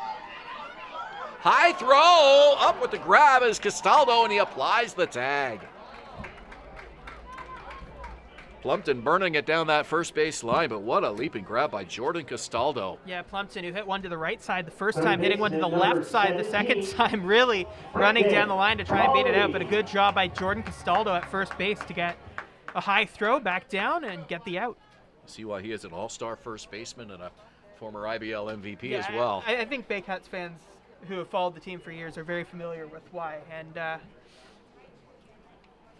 now Maple Leafs fans very familiar with why Jordan Castaldo is one of the best players in the league. His second stint with the Maple Leafs, too. This one, short hop by the third baseman, John Salazzo. Throw across and 2 quick outs here for Sebastian Khan after he struggled in that fourth inning. Defense coming up big here with a couple of key quick outs in the bottom of the fifth. And that's what you like to see for your starter, middle innings of a ball game, and get some quick outs behind you to... Yeah, and Brendan Colley will be frustrated about that just because he had such a good at-bat the first time. He goes up with a lot of info on Khan's pitches, and Khan's looking a little bit more tired, so he would have liked to get that at-bat a little bit longer.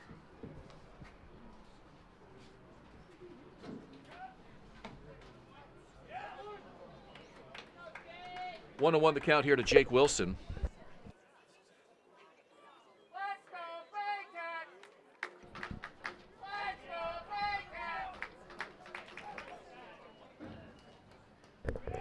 Jake Wilson is 0 for 2 tonight. 1 ball, 2 strikes.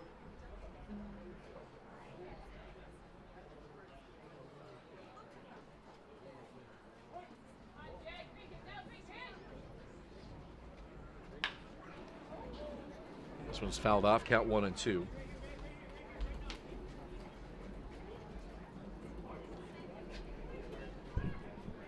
Aiden Russell warming up in the Baycats bullpen right now. Their best reliever from last season. Russell worked at inning and really struggled in the exhibition game against Thornhill. This one down the third base line. It's a fair ball, and it goes into left field. Going for 2 is Wilson, and he's in with a double.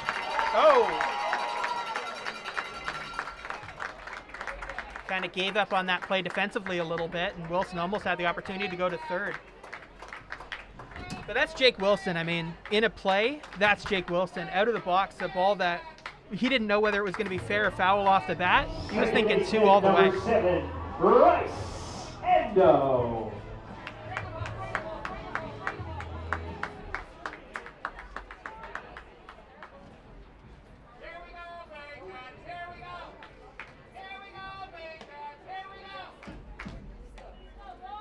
A 2-out double for Jake Wilson brings Roy Sando to the plate, and the Baycats looking for some insurance, up 1-0 here in the bottom of the fifth inning. Roy Sando reached on an error and singled and scored in the fourth.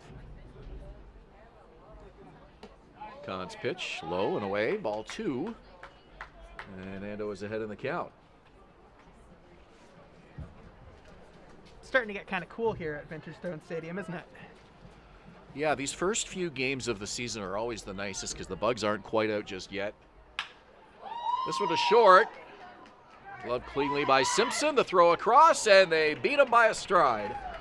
And Endo is retired for the 3rd out of the 5th. Patrick will call innings number 6 and 7 when we return. It's a 1-0 Barrie lead after 5 innings here at Vintage Throne Stadium. You're watching Baycats TV. 1 hit and no errors for the Baycats in the home half of the 5th inning tonight.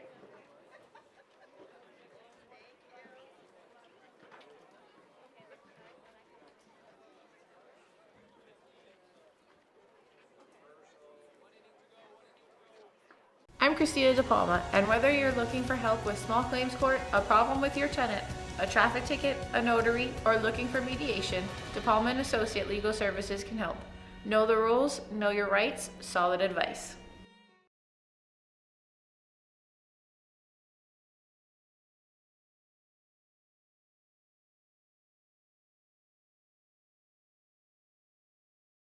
sets of numbers for you tonight.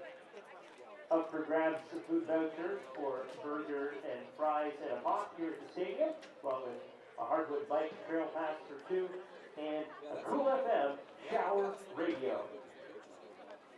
So, first set of numbers 843-5114. Once again, 843-5114.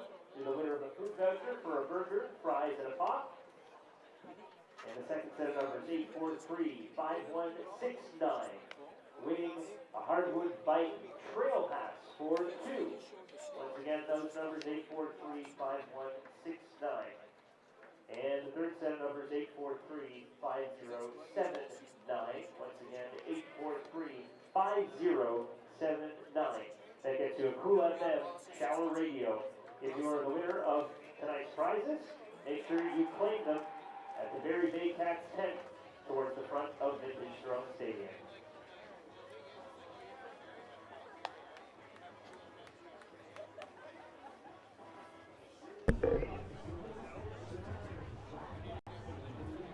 Now pitching for the Baycats, number 62, Aiden Roselle.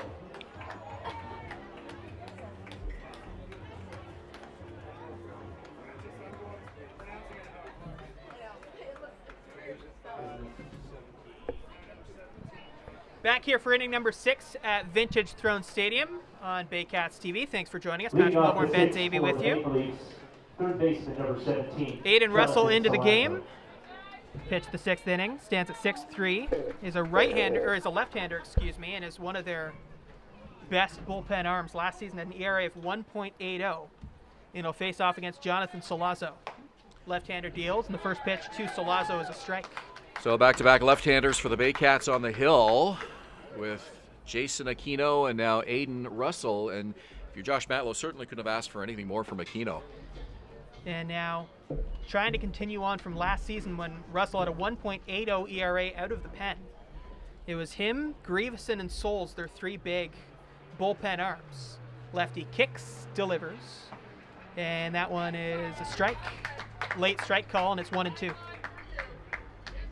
5 shutout innings for Aquino tonight. He scatters just 3 hits, 7 strikeouts, and 1 walk. That's maybe the most impressive of all the numbers on the Baycat lefty today. Solazzo 0 for 1. Reached base on an error last time up. That ball's just outside, 2-2. And you look at the way the Baycats have used their pitchers today. It's the second lefty out of the pen to a left-handed heavy lineup. Pitch from Russell, swung on and missed for strike 3. First strikeout of the season for Aiden Russell, and there's 1 out. 8 Maple Leaf strikeouts so far tonight, 2 for Solazzo, as you mentioned. And that's the 3rd one in a row in this batting order this time around. Castaldo and Mara struck out to end the 5th against Jason Aquino. And now Solazzo leading off the inning with a strikeout, and that'll bring up Brady Sikornik. Russell deals, and it's inside to Sikornik. Backs away from the plate, shakes his arms a little bit. Sikornik DHing today. Right-handed hitter against a left-handed pitcher, Russell. Russell delivers, and it's a pitch upstairs in the zone, looked like an off-speed. And it's 2-0.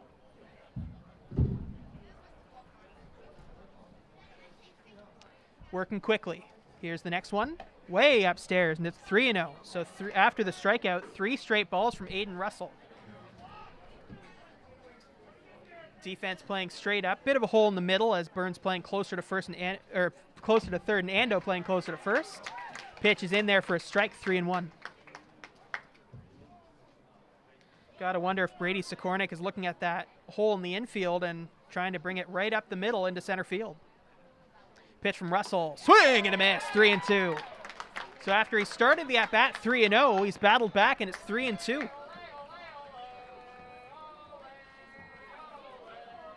Russell hoping he has the advantage here. Kicks, long hold, now delivers. And that one's just low and inside, ball 4. So he had a 3-0 count, battled back to 3-2, but couldn't get strike 3.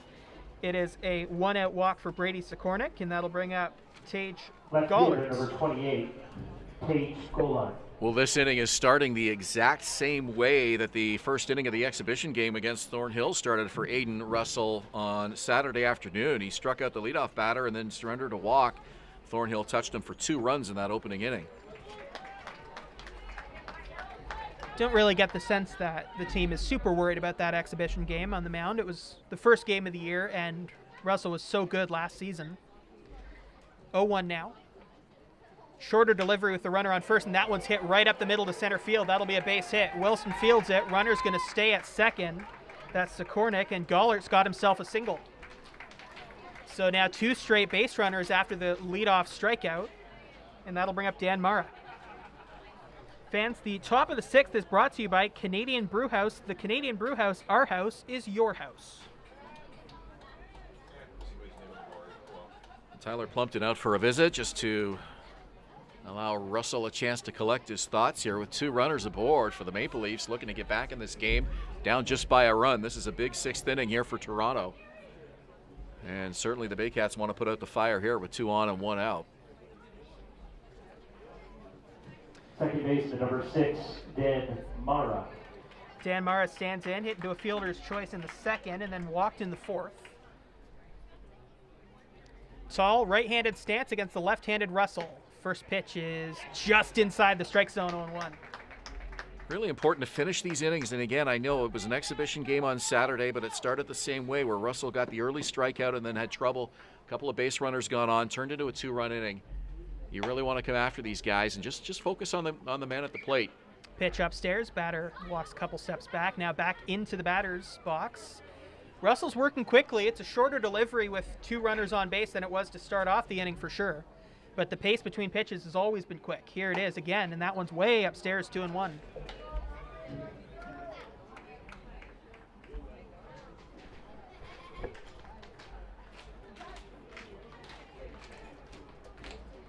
Set again.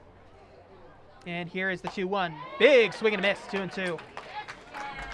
Russell with 10 innings of work last season out of the Baycat bullpen in 9 games. A sparkling 1.80 ERA. Just a pair of earned runs over 10 innings of work last year. Deceptive left-handed delivery. Fools both lefties and righties a lot of the time. Almost starts angled back towards second base. Swing and a miss! And that is strike 3 for the 2nd out. 2nd strikeout of the inning for Aiden Russell. And Dan Mara goes back to the dugout.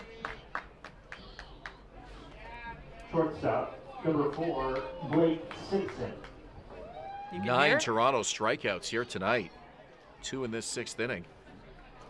Voice of Rob Daniels on PA. First season as the PA announcer for the Barrie Baycats. Mike Clark, longtime PA announcer, retired after last season. Mike did a great job for so many years, and now Rob's doing a great job tonight. First pitch in there to Blake Simpson is a strike, 0-1. And we should mention Rob Daniels, the new midday announcer on 107.5 Cool FM here in Barrie.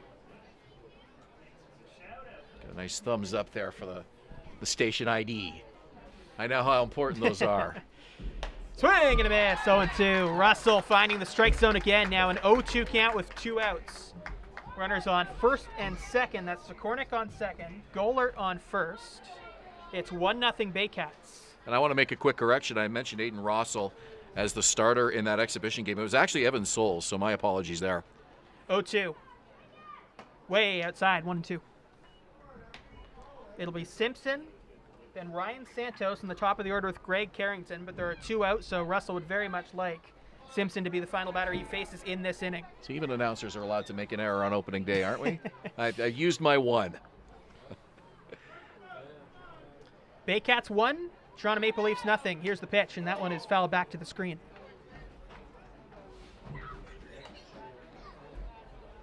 Started out pretty warm and humid as the game began. Sun in an inconvenient spot during batting practice, but now it's all set. Nice and cool. And that does change the game just a little bit. Russell taking a long break between pitches, and now that one's in the dirt, 2-2. Bit of a waste pitch there.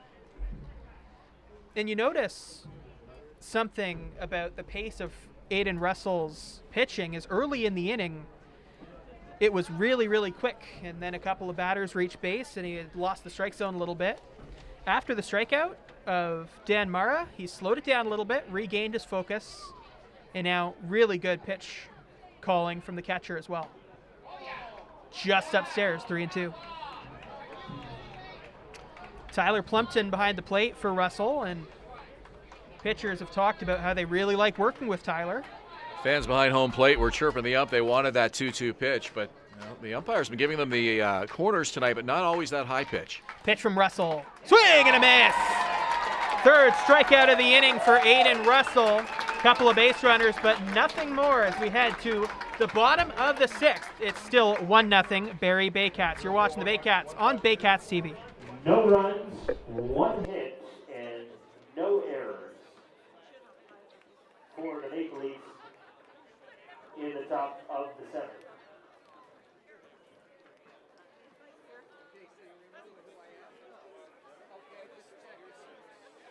Correction, that was the top of the sixth.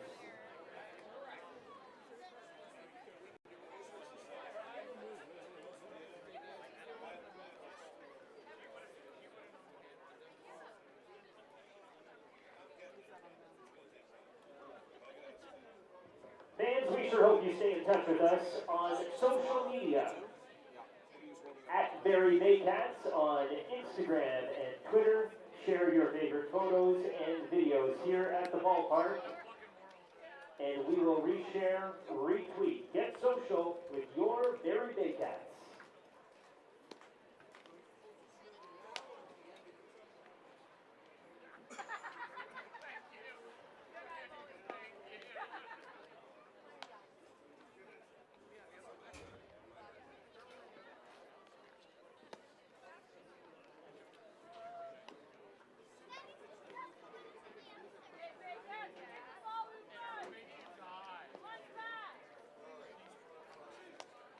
Now pitching for the Maple Leafs, number 52, Adam Mira. Fans, Baycats Shop is your one-stop shop for all things Baycats. From jerseys, hoodies, t-shirts, hats, and fan gear, Baycats Shop has it all. Visit shopbaycats.com today or follow on Instagram at shopbaycats. Ben Davy, Adam Mara is into the game to pitch for the Toronto Maple Leafs. Mara in his 4th season of work for the Toronto Maple Leafs. Last year, a 2-2 record and 13 relief appearances for the Maple Leafs, put together a 7.08 ERA, did not do well in the playoffs, only pitched 1 game, an inning and a third, but he yielded 5 hits, doesn't say how many runs in that game, but Mara will work to the Baycats here in the bottom of the 6th inning after 5 innings of work for starter Sebastian Khan for the Maple Leafs tonight. Did a really nice job pitching out of some jams, and he gets his team a 1-0 deficit here. Certainly Maple Leafs with a great opportunity to come away with a win here today. So it'll be Rio, Odd, and then Noel McGarry-Doyle. First pitch to Rio is swung on and hit to center field. Moving back is the shortstop, and he makes a great play. It looked like that ball was going to head deeper into center field, but it was well read by Blake Simpson, who was moving over from the traditional shortstop position into shallow center field to make the play. So that's the first out. Leafs have done a great job keeping Ryan Rio off the bases tonight so far. He's 0 for 3. He's been up there first pitch swinging on at least 2 of those 3 occasions. Adam Odd stands in now, singled his last time up. He's 1 for 2. Fourth inning was Odd's last at bat, and that was a big chance for the Baycats. They did score 1, but they also left the bases loaded. Odd was the runner they stranded on third, and he swings at the first pitch and hits that one high. Not deep, and foul territory, but he makes the play. Everybody had gone on the other side of the fence there to try and catch the ball as fans, but it was actually the first baseman, Jordan Castaldo, who would end up making that play, so there's 2 quick outs here. Adam Mara's only thrown 2 pitches. Very efficient with his delivery out there. A nice quick base and 2 quick outs here in the 6th. Noel McGarry-Doyle. So here's Noel McGarry-Doyle, left fielder. He has a hit, and he's been hit with a pitch on base twice. There's a bunt left side. This one could be close. He's going to see if it stays fair. And it won't. So McGarry-Doyle, who has great speed. Trying to make up for a caught stealing earlier by reaching base on a bunt. Just went foul. Smart play, it turned out, at third base by Jonathan Salazzo to let it roll foul. Kind of thought it would stay fair for a minute, but it didn't. Well, always a tough play for the infielder, especially at third, to get a read on the spin of that ball, to make that quick decision whether to play it or let it go. Pitch from Mara. Down low, and he's now thrown the same amount of pitches to McGarry Doyle as he threw to Rio and Odd combined. Obviously, with McGarry Doyle, I'm sure it was in Salazzo's mind with that speed. He may not have gotten him anyways, even if he did field that ball and make the play. That's a ground ball to second. Nice play, but he's not going to be able to move it to his other hand to throw it to first. So he picked it up really nicely, but on the transfer from his glove to his hand, he just couldn't handle it, and the speedy McGarry Doyle, and that's another one, Ben, where even if he makes that clean transfer at second, he's so fast he might have been safe. Second error for the Maple Leafs tonight, and McGarry Doyle reaches base 3 times this evening. A single, hit by a pitch, and he gets on an error. So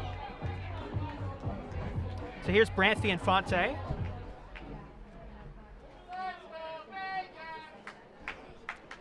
Lefty pitcher against the righty hitter. First pitch is taken for a ball. just again to finish that thought with Salazzo and the instincts to read the spin on that ball and elect to let it go foul just to keep that at-bat going. That's something that infielders always have to be thinking about. The speed of the guy at the plate certainly has to be in your mind before the ball is put in play. Another ball down low. Adam Mara has kind of a sidearm delivery going. Yeah, he kind of throws three-quarters, and from the left side, that can be really deceptive, especially for left-handed hitters. It's coming at you from such a strange angle. That's a ground ball to the right side. Going to be a tough play at second base. He makes it, throws on to first, and Castaldo makes the play. Nice play defensively by Dan Mara at second base. He just had the error, but he just made up for it in a big way. We head to the seventh inning, still 1-0 Baycats. You're watching the Barrie Baycats right here on Baycats TV. No runs on no hits and one error for the Maple Leafs in the sixth inning.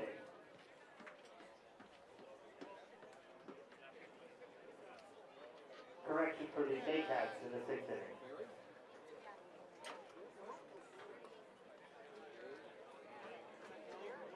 Visit Alliance Billiards and Sports in the northeast end of Barrie. A fun, friendly family environment offering pool, darts, karaoke, and live entertainment. Enjoy a large variety of delicious food and drinks on the patio. You'll come as a stranger and leave as a friend.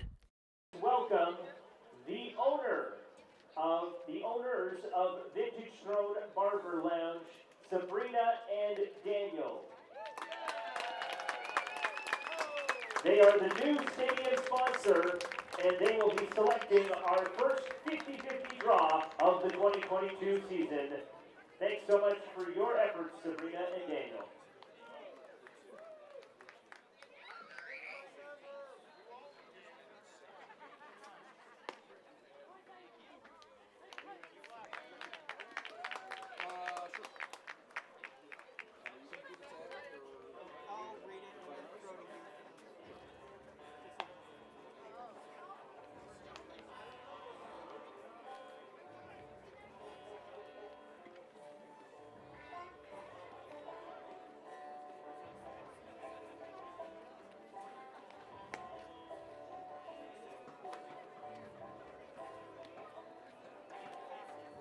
Now pitching for the Baycats, number 38, Brandon Hillier.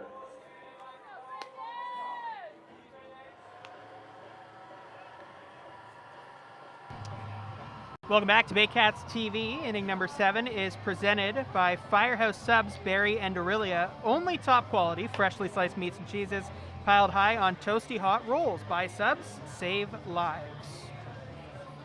Brandon Hillier is the new pitcher for the Barrie Baycats. Aiden Russell had 1 inning, gave up a couple of base runners, but also struck out 3 and kept it a 1-0 ball game. Hillier into the game now as the third pitcher of the day.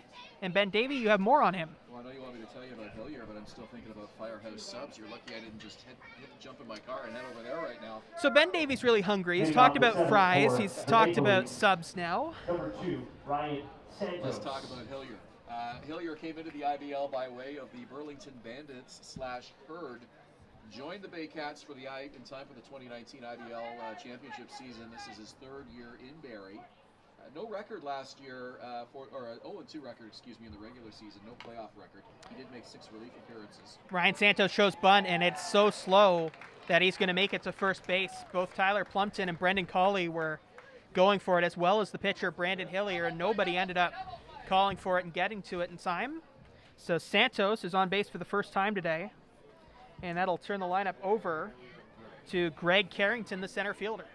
So 5 hits for the Maple Leafs tonight here in this top of the 7th inning. And Hillier played left field in the exhibition game for Josh Matlow against the center fielder, number 15, Greg Carrington. Saturday afternoon. And reached base twice. Had a double and a triple. Scored twice in 5 at-bats. First pitch to Carrington. He's going to bunt it. Plumpton picks it up. Throws it to first, and they get Carrington. Runner Santos moves up to second, so 2 straight bunts. Well, Plumpton kind of double clutched on that throw, but he knew how much time he had. He got it off in time, took the time to set his feet and make sure the throw to first was an accurate one. So Ryan Santos bunts for a hit, and then Greg Carrington sacrifice bunts.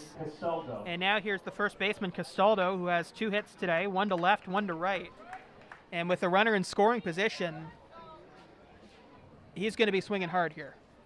No surprise to see the Leafs bunting in a tight game like this. And again, an uncharacteristic, low-scoring, close game between these teams. We've seen some slugfests from the Leafs and the Baycats over the years. Not tonight. It's been a pitcher's duel. Roy Sando is playing very close to first base with no traditional double play in order. First pitch to Castaldo's inside. Keep an eye on Santos at second base. He took a big lead. He might go for third base at any point in this at-bat, but if you're on the mound as Brandon Hillier, you really need to be focused in on Jordan Castaldo, one of the absolute best hitters in this league. Castaldo's got the bat over his shoulder, takes the pitch inside, and it's a ball, 1-1. Sorry. Santos on base for the first time this season. He was 0 for 3 in the opener against London, so speed on the bases here in the bottom of the order. Castaldo back into his batting stance. Waits for Hillier, who looks back at second at the runner going a big lead. No one's covering second, though, so he can't throw back. Big swing and a miss from Jordan Castaldo, 1-2.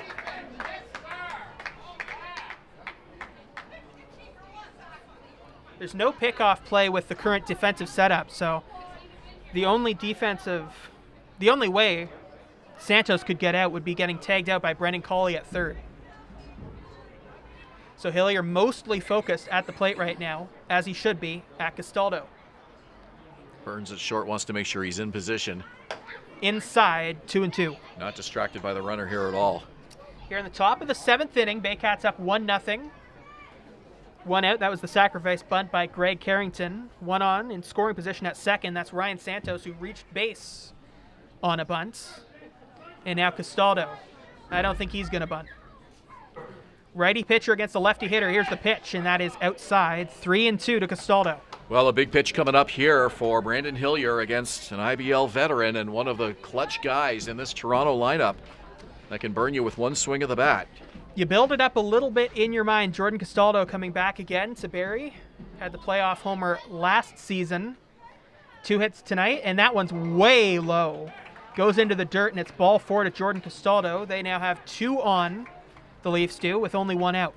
Well, first base open, minimal damage, I suppose, but in a tight, low-scoring ball game like this, you don't want to put runners on base under any circumstance, but it does set up the force now with Justin Mara, the catcher, coming to the plate. So Plumpton goes out to give a few words to Brandon Hillier. The catcher, number 9, Justin Mara. Just the second walk by Baycat pitchers so far today. Sorry, the third. Aquino walked 1, Russell walked 1, and now a walk here by Hillier in the 7th. Jason Aquino was good. Russell was also good. Here's the pitch, up and away. So the count is 1-0. Trying to look into the bullpens. I don't see much action in the Toronto side, at least. A lot of people sitting in front of the Baycats one, so it's harder to see that.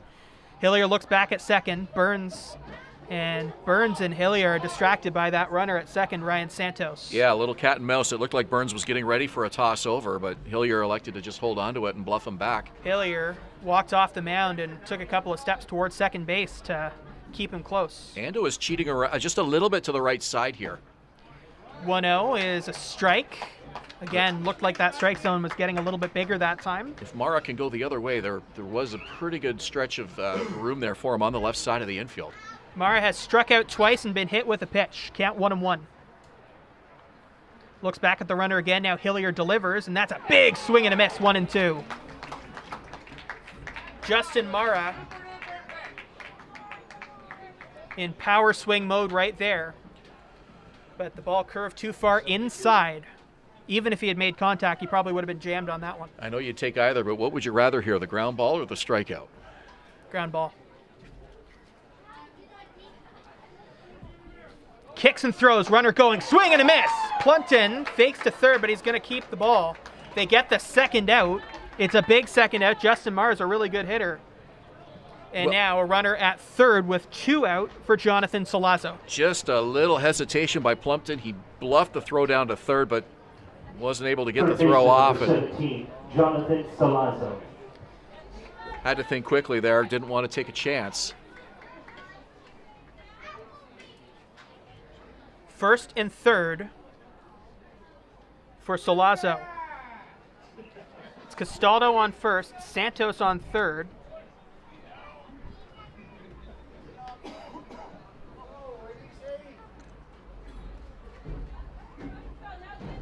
Count 1-0. Well, Salazzo has struck out twice in 3 plate appearances. Reached base on an error in the other one. Righty pitcher against a lefty hitter, and that one's fouled right back.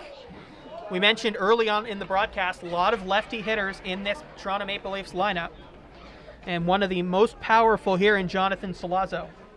Runners on first and third. Salazzo hit .333 last season with a .333 on base average.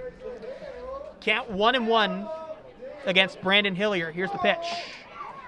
And that's a strike, 1-2. So now, 1 strike away from ending the top of the 7th and leaving 2 runners on base. Tall stance from Salazzo. Hillier kicks, delivers, and that is fouled away. So we'll do it again.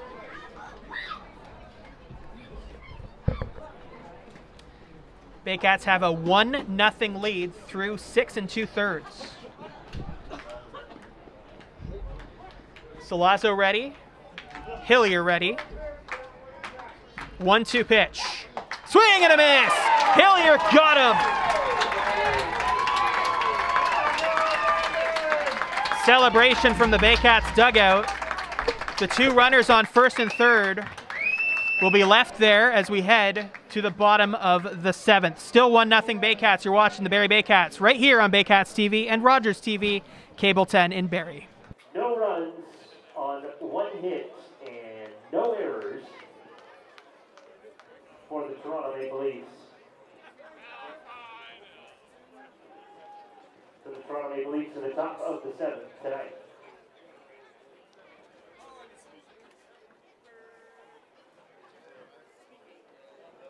Speaking of the 7th inning, it's being brought to you by Firehouse Subs, Barrie and Aurelia. Only top quality, freshly sliced meats and cheeses piled high on toasty hot rolls.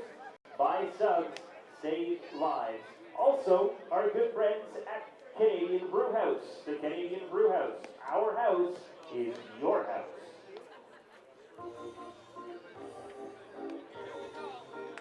Ladies and gentlemen, join us for the 7th inning stretch.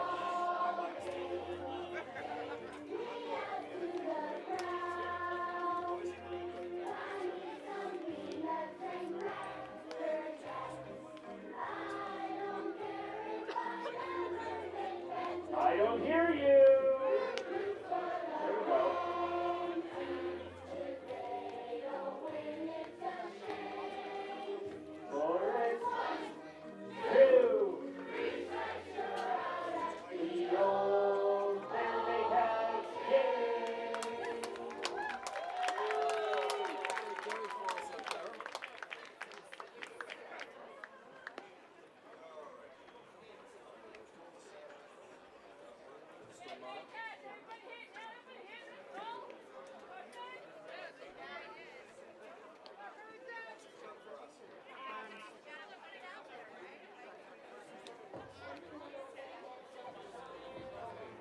the 7th for the Baycats. The shortstop, number 3. Fans, Baycats tickets are now available for every game at Vintage Throne Stadium this season. Head to barriebaycats.com/tickets to buy online or find a location close to you to find deals today. Burns hits the first pitch into right center field.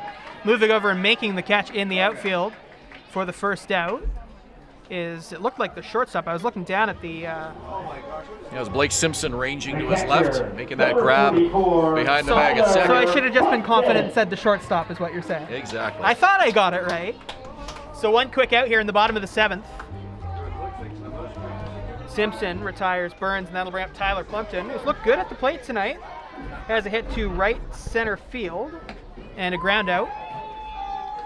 First pitch to him is a strike, 0-1. Plumpton in his second tenure with the Baycats. He was a member of the 2014 and 2015 clubs. Played in Newmarket shortly after that. And this is year 2 of his second stint with the organization. Outside, 1-1. Considered a very, very good defender. And he also has his moments with the bat. Baycats entering the season with 2 catchers in Tyler Plumpton and James Anderson. He swings and misses at a pitch way outside there, 1-2. Plumpton saw action in 14 games last season, .220 average. Baycats used 3 catchers for the most part last season. And Plumpton, they used Jake McDonald and James Anderson, who can also play the outfield. McDonald no longer with the team this year, but the other 2 are. Plumpton hits it well up the middle. Moving over is Simpson. Throws it to first. Castaldo completes the play, 2 away. Blake Simpson been busy defensively this inning. Well, you've done a nice job calling these couple innings of action tonight, Patrick. And this is a little bit different than the last game you called between these clubs, that 13-11 Maple Leafs win here in round 2 of the playoffs last season. That was a crazy game. You wouldn't even recognize these same 2 teams out here tonight, would you? And the teams have changed a little bit. Look at the Maple Leafs. They don't have Connect or Takamatsu in the lineup tonight. But both teams getting good pitching performances. Baycats with Jason Aquino, who is finally in a Baycats uniform.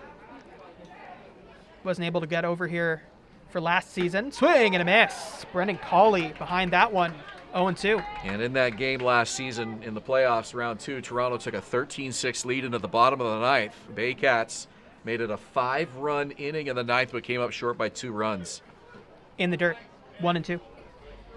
So the Baycats starting the season with Aquino on the mound this season, expected to go in some combination of Juan Benitez, Marshall Leishman, and then Frank Garces, who returns. Pitch outside, 2-2. Well, it's been a great rivalry between these clubs, whether it's a high-scoring game or a nail-biting pitcher's affair like we've seen here this evening. It just seems like these 2 teams get really amped up for each other. Left field, that one is going to go foul, but man, did it have the distance. Brendan Cawley showing his power a little bit. And I think that went right into the trees, Patrick, Yeah. over the fence. Definitely had the power, but just foul on the left side. Brendan Cawley in his first at-bat, he struck out, but it was a good strikeout as they go. 3-2 count, really long at-bat. And then a first pitch ground out the next time up. Baycats took the season series between these clubs last year 4-1 before falling to them in the playoffs. 2-2 is fouled away. And they always seem to be close games, but usually high scoring, which again is just different than what we've seen play out on the field here tonight. Leafs, of course, play at Christie Pitts, which has the shortest outfield fence in the IBL. 2-2. Right to Simpson. He had out number 1, he had out number 2, and he has out number 3 defensively. A good inning, both for the pitcher, Adam Mara, and the shortstop, Blake Simpson. Ben Davy will have the call of the 8th and the 9th. It is 1-0 for the Barrie Baycats. You're watching the Baycats right here on Baycats TV and Rogers TV Barrie Cable 10. No runs and no errors for your Baycats in the home half of the 7th inning.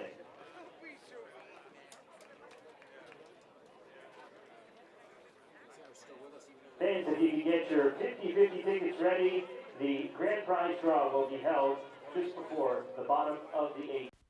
Revive MD Medical and Aesthetic Clinic, privately owned by Dr. Marina Bechet. a one-of-a-kind clinic that covers a variety of medical and cosmetic concerns. Visit 411 Bayfield Street, Unit B12 in Barrie, or revivemedspa.ca.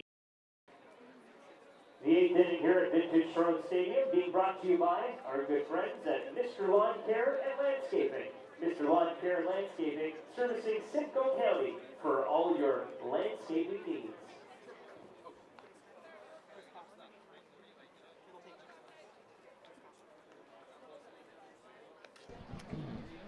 Welcome back to Vintage Throne Stadium for the 8th inning right here on Baycats TV. Let's just recap what's gone on so far. It's been a very low-scoring game, just 1-0 in favor of the Baycats. A lot of strikeouts from Baycats pitching. It's been Jason Aquino, Aiden Russell, and then Brandon Hillier. All three have pitched very well. At the plate, Royce Ando has scored the only run for the Barrie Baycats. Most of the offense has come in that 4th inning for Barrie. They had the wild pitch and then, or hit by Ando, and then he scored on a wild pitch. And then they loaded the bases. It ended in a double play, but they have really not had a ton of chances since then. And the Leafs, a lot of strikeouts in the last few innings. We'll see if that continues with Chris Cox on the mound. And back on the play-by-play, here's Ben Davy. Chris Cox, the hard-throwing right-hander, as you mentioned, Patrick, into logged some relief innings here for the Baycats. Cox last season worked 10 innings in 7 games, put together a 2.70 earned run average. The first batter of the inning will be Brady Sikornik. If that sounded weird, it's because I spoke up a little bit so someone else could hear me. Me mentioning that removes all subtlety for that, but want you to feel like you're in the booth a little bit here. It's only YouTube, don't worry. Oh, we are in Rogers too. Sorry. Well, you got to clean up your act, then, Patrick. Great to be on Rogers TV Barrie Cable 10 this season. Hope you're enjoying the game. Ben and I have both called other games for Rogers in the past. Ben, of course, longtime Baycats voice. In what years were you the Baycats voice? I had my first stint with the Baycats was 2005 to 2011. There we go. I did Colts games from 2004 to 2013. And then for Rogers, I've done a whole bunch of the hockey coverage, as well as some Huronia Stallions. Swing and a miss, strike 3. Down goes Brady Sikornik. First strikeout of the night for him. And it'll bring Tage Kollert to the plate. And then I've also done the Barrie Junior Baycats in the past for Rogers TV, so it's great to be back here. And Ben and I are really enjoying calling this one. For everybody watching, whether it's on Baycats TV or Rogers TV Barrie. Well, we got an exciting season of Baycats broadcasts for you, and again, an expanded 42-game season. 21 at home, 21 on the road. When Chris Cox was brought on last season to be a member of this Baycats pitching staff, we didn't really know off the start whether it would be more as a starter or as a reliever. He shifted into a really strong reliever role. We mentioned Russell, Souls, and Grieveson. I think I kind of missed Cox in that just a little bit because he had a good season. And I talked to Josh Matlow a few days ago and asked him his plans for Chris Cox this season, and he's going to be one of their strong relievers once again. 33-year-old right-hander from Toronto buzzes that one high and in, and it's 2 balls and a strike to Gollert, the left fielder. Cox has a bit of a funky delivery because he gets in the middle of his delivery when the leg's up, and then there's a lot of movement in the arm. He's almost standing still for a second while his arm moves. That one right in front of the plate. Plumpton with a quick throw, and it's in time for the out. We talked about his defense earlier, and Tyler Plumpton getting it done with that strong arm. And his arms look good all evening, hasn't it? 2 away for second baseman Dan Mara. So all 3 Mara brothers into this game now with Adam on the mound, Justin behind the plate, and Dan at second base. The second baseman, number 6, Dan Mara. Dan with an error in this game, but has made at least one really nice defensive play at second as well. Pretty sure that nice play in the air were back-to-back. Called strike 0-1. Mara's reached base twice tonight, a fielder's choice and a walk. 0 for 2 officially. And the count is even, 1 ball and 1 strike.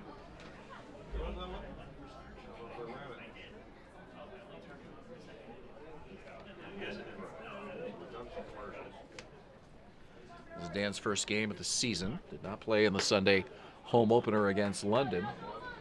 Tage Gollert was at second base on opening day at Christie Pitts. Count is 2 balls and 1 strike here tomorrow. Still 1-0 Barrie. We're in the 8th inning. A little flare, and it's over the second baseman and into right field for a base hit.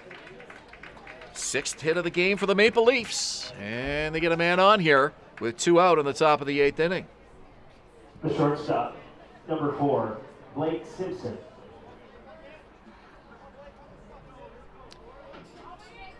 Bottom of the 7th was really the Blake Simpson inning defensively, wasn't it? 3 balls that he handled. Got a right-hander throwing in the Barrie bullpen right now. Pitches inside to Blake Simpson, the shortstop. So 2 out, 1 on. 8th inning, Barrie up by 1. Simpson with 2 strikeouts tonight. Runner leads, swing and a miss, strike 1. Big swing and a miss right there. That shows that he was looking for something else. Rio will hold Mara on with 2 out here in the 8th. From the belt, the leg kick. Runner does not go. Pitch outside. Oh, it's a called strike. How about that? We mentioned it's been a big strike zone tonight. I spoke too soon on that. The batter's getting no favors from the home plate umpire this evening. 1-2 on the way from Cox. Runner goes, and the hit and run was on. It was fouled over the screen. I keep waiting for the foul balls to hit a car. Like the roof of a car, just the sound, because it feels like it happens fairly often. It has happened on a regular basis here, my friend. Just remember, if you come to Vintage Throne Stadium, take one of the parking spots that's not close to the stadium. Well, that way you get out of the parking lot first, too. Yeah. So. But we keep getting foul balls over the trees in left field and right field, and I'm just like waiting. It hasn't happened yet. Big pitch here for Chris Cox as he looks in for the sign. Comes set. 1 ball, 2 strikes. Pitch to Simpson. Called strike 3. 2 strikeouts for Chris Cox out of the bullpen. And a big top of the 8th for the Baycat right-hander as Toronto strands a runner at first. We go to the bottom of the 8th inning. Still, Barrie 1, Toronto nothing. You're watching Baycats TV. No runs on 1 hit and no errors for the Toronto Maple Leafs in the top of the 8th inning here tonight.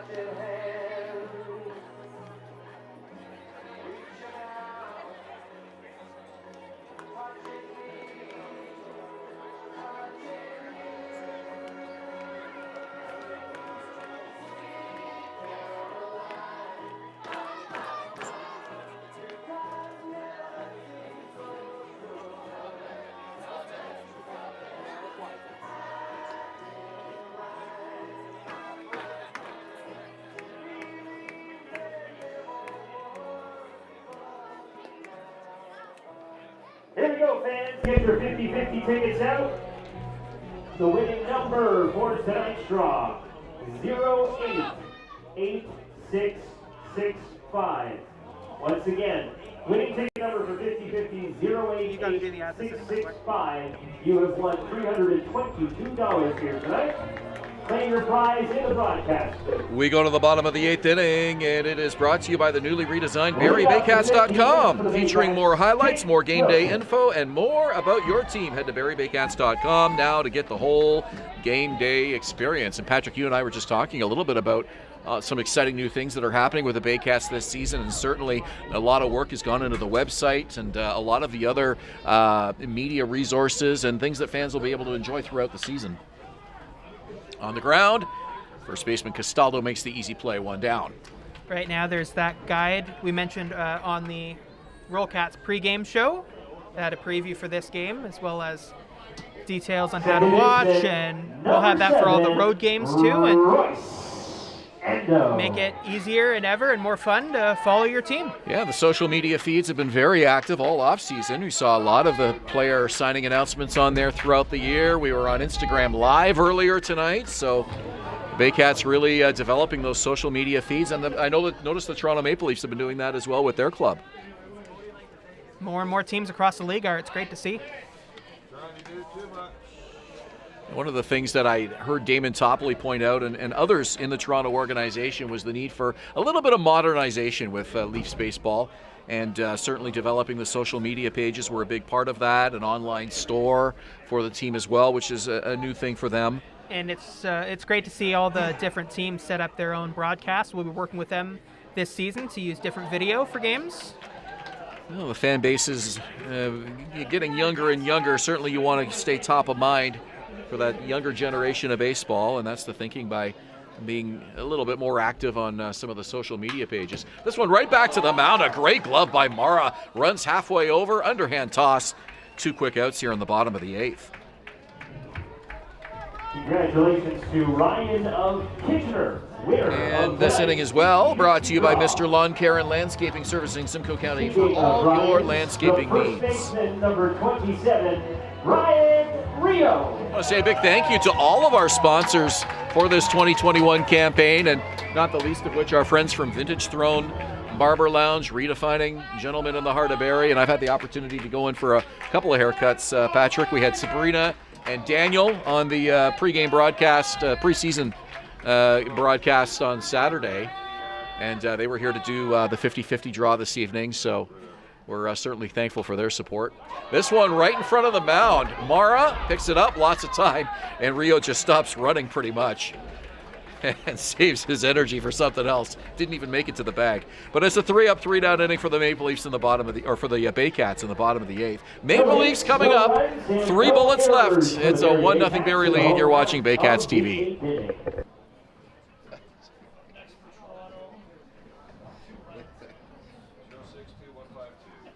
We do have some last I'm bit sure I've of missed giveaways unassisted. here for the prizes, the tickets for the prizes here tonight at Vintage Throne Stadium.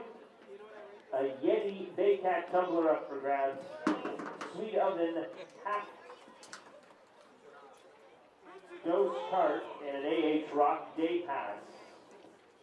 So these are the numbers tonight: 7843-5103. That's the first ticket number. Once again, 784-35103. Second ticket number, 843-5088. And the third ticket number, 8435094. If you have any of the winning ticket numbers tonight, head on over to the Baycats tent, claim your prizes here this evening, and congratulations. Now pitching for the Baycats, number 12, Brad Gregerson.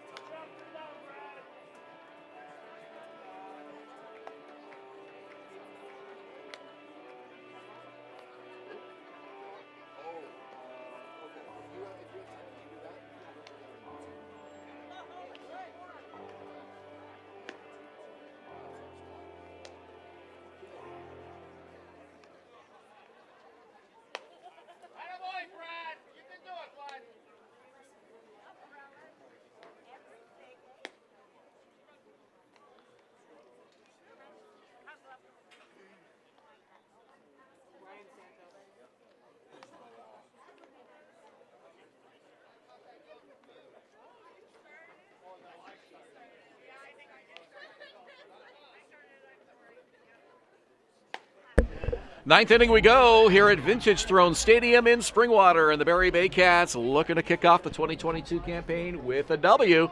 They are clinging by the narrowest of margins, a 1-0 lead over the Toronto Maple Leafs here this evening, and it'll be the number 9 hitter Ryan Santos to lead it off against veteran hard-throwing right-hander Brad Grieveson. Second time Santos has led off an inning. He bunted for a hit last time. That was off Aiden Russell. Grieveson, a 41-year-old native from Creemore, serves as the team's pitching coach as well. And over the last season, he's essentially done everything. He came back and he was initially kind of a starter, gave them some big innings, and then as the season moved on, he became the team closer. Clearly, they have decided to keep that going this season. 2 balls and 1 strike here to the number 9 hitter Santos, who has reached base once in 3 at-bats. And this one hits a right field. Branfi Infante back near the wall. He looks up and it's gone! A solo home run for Ryan Santos, and we have a 1-1 tie.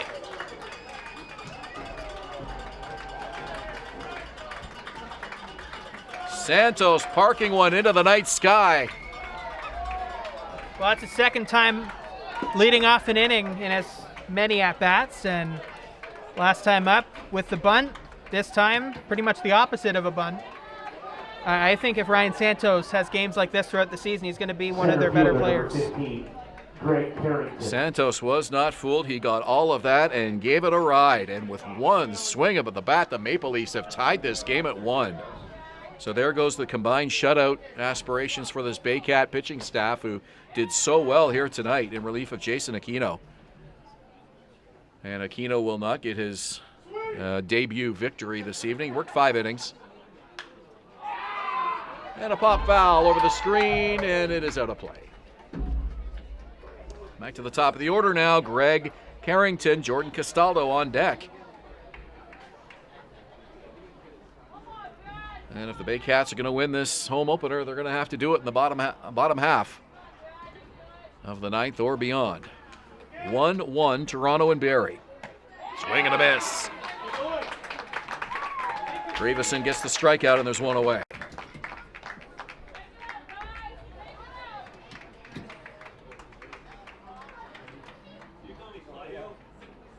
First baseman number 5, Jordan Castaldo. 14 Toronto strikeouts before that home run by Ryan Santos. I mean, it's amazing how a pitching staff can come out and just dominate for 8 innings, and with 1 swing of the bat, now you got a tie ball game.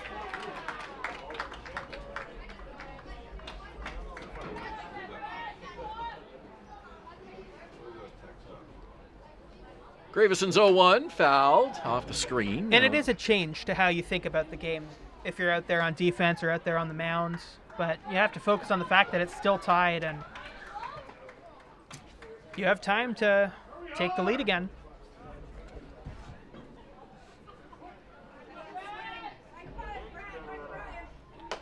Pitch is high as Grieveson wastes the one out of the zone. 1 ball, 2 strikes. That was a smart pitch outside the zone because Castaldo would have been looking for one in the zone to swing at there.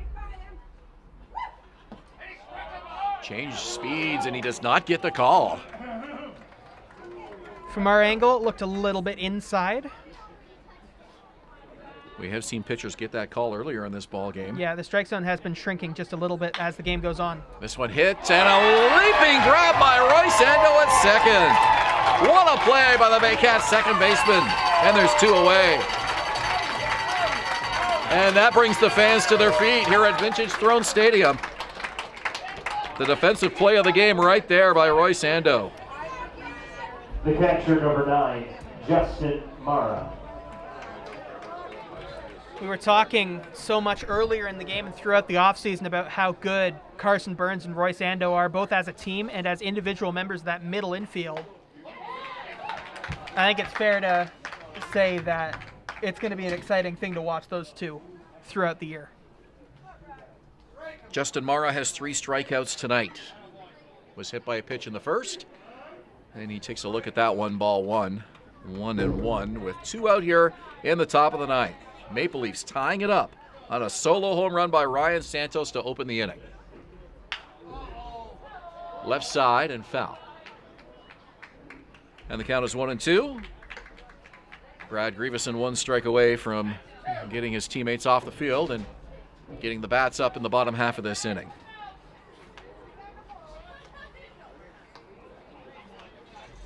Jason Aquino, Aiden Russell, Chris Cox, and now Brad Grieveson. 1-2. And that one inside. Looks like Plumpton may have hit him. Looks like he's okay. Baycat catcher resumes his position, and it's a 1-2 count.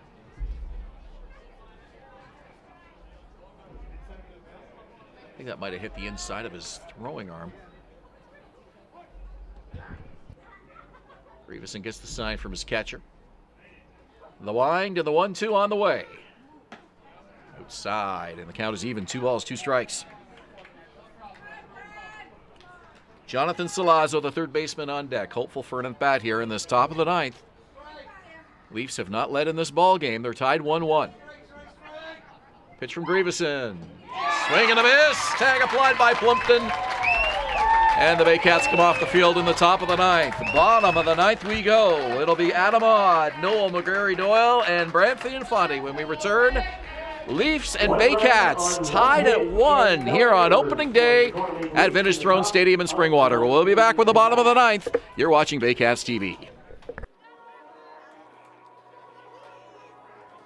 Speaking of the 9th inning, brought to you by Mr. Lawn Care and Landscaping. Mr. Lawn Care and Landscaping, servicing Simcoe County for all your landscaping needs.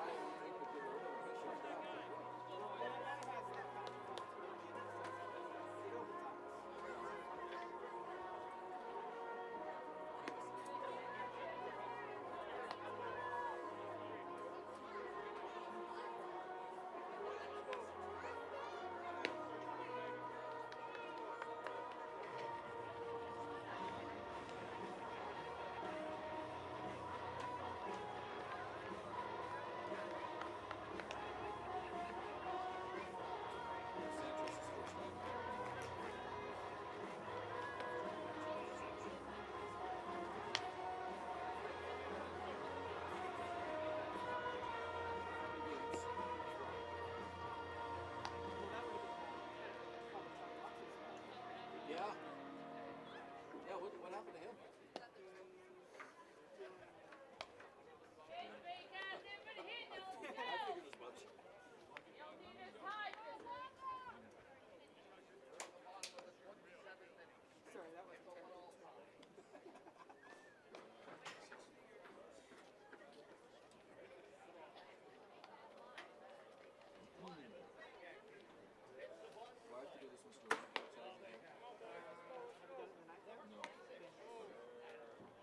Ninth inning we go here at Vintage Throne Stadium in a 1-1 tie with the Baycats getting set to bat in the bottom of the 9th. This 9th brought to you by Mr. Lawn Care and Landscaping, servicing Simcoe County for all your landscaping needs. And it'll be a battle of the Adams. Adam Mara to face Adam Odd to lead off this bottom of the 9th. Noel McGarry-Doyle and Brantley Infante to follow. Toronto fell 4-1 to Barrie in the season series last year. They're looking to spoil the home opener for Barrie here tonight. Baycats trying to pull it out here in the bottom of the 9th with a 1-1 tie. Ryan Santos leadoff home run in the top of the 9th, the reason we're here in the bottom right now. And Santos without a home run in 40 games in his IBL career. And a strike there, and Odd not happy with that call. Ditto for the fans here at Vintage Throne Stadium behind home plate. No balls, 2 strikes. Pitch from Mara. Changes speeds. It's a 2-hopper to second. Nice backhand play by Mara. Throw over is high. And a leaping Castaldo makes the catch but can't come down with it in time. And the Baycats get the leadoff man on here in the bottom of the 9th.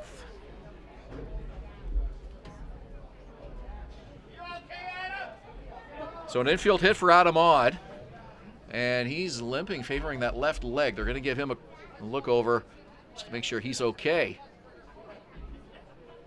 I didn't see Patrick if he came down on the bag maybe a little awkwardly there. No, I didn't see it either, to be honest. Definitely favoring that left leg, and that puts a hush over this crowd here, which suddenly got really quiet at Vintage Throne Stadium. No question, he wants to stay in this game. He represents the winning run here.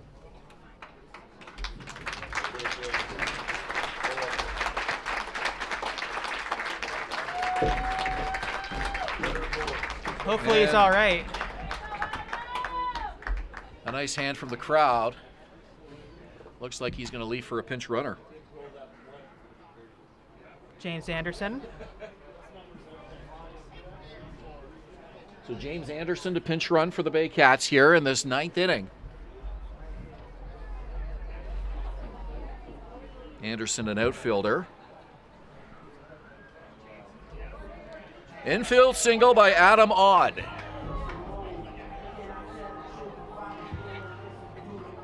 So Odd leaves the game, and into pinch run, James Anderson. Now batting the left fielder, number 95, Noel McGarry Doyle. And our sideline reporter Kendra telling us a hyperextension, the cause for concern there for Adam Odd. So he'll be day-to-day with that injury, and they'll take a look at it and see how he's doing. McGarry Doyle with a bunt, and it's foul. Anderson will have to turn around and head back, 0-1. Not the first time he's bunted today. I think he's bunted at least one other at-bat, maybe two. 1-1 tie, bottom of the 9th. Winning run at first base for the Baycats. It's James Anderson. Pinch running for Adam Odd. Lefty-lefty matchup here with Adam Mara facing Noel McGarry Doyle as Anderson draws a throw. He wasn't really off the bag that far. Mara keeping him honest. Count is 0-1 to McGarry Doyle. Anderson's got more speed than you would expect for a catcher because he can also play the outfield, right? Runner leads. Mara's pitch. McGarry Doyle showing bunt again. Takes it. And it's 1-1.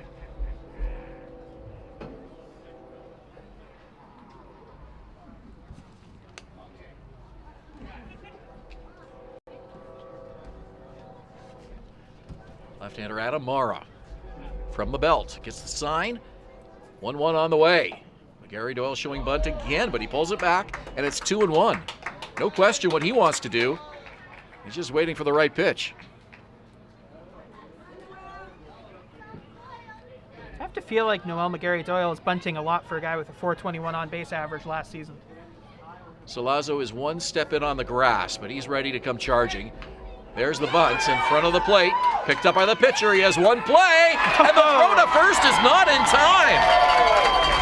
Well, Adam Mara knew he had one play, decided to take his time to make sure he got the throw off, but took a little too long and grossly misunderestimated the speed of Noel McGarry Doyle. Oh, so that's why he's bunting with a on-base average over 400 last season. Man, Noel McGarry Doyle, maybe the fastest runner on the Baycats right now.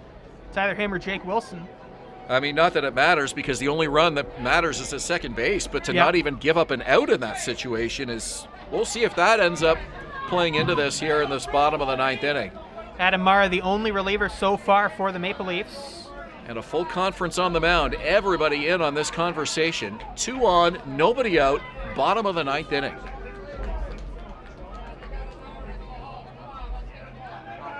So now you got 3 chances instead of 2 to get that runner in from second base. And again, Anderson is all that matters. So having McGarry Doyle on, really just a bonus to not give up that out in exchange for advancing the runner. But all he wanted to do was get Anderson to second.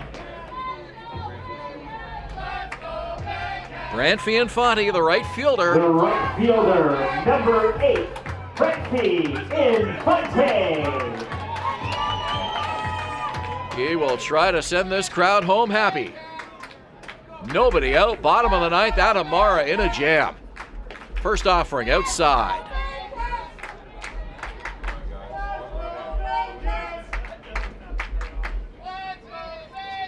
Baycats with a run in the 4th, Maple Leafs a run in the 9th. And Infante is going to be patient here at the plate with 2 on and nobody out. There's no sense in swinging at anything that seems borderline just because you have an advantage on the base paths.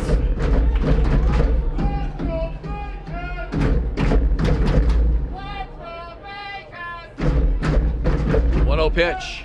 He's up there swinging, and he pops it up high. It'll stay in play. Salazzo over, and he makes the catch.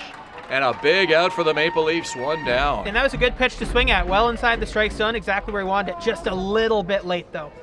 Burns won't be bunting here with 1 out now, but I was actually thinking for Infante. It wouldn't have surprised me to see him square away, just to give up an out and try to get that runner even 90 feet closer, but he was up there swinging and pops it out for the first out of the inning. The shortstop, number 3, Carson Burns. So Burns, the shortstop, with 2 on, 1 out in the bottom of the 9th. Lefty-lefty matchup here. Adam Mara with the delivery, and he gets the called strike. Bottom third of the order here for Barrie. It's Burns, Plumpton, and Cawley.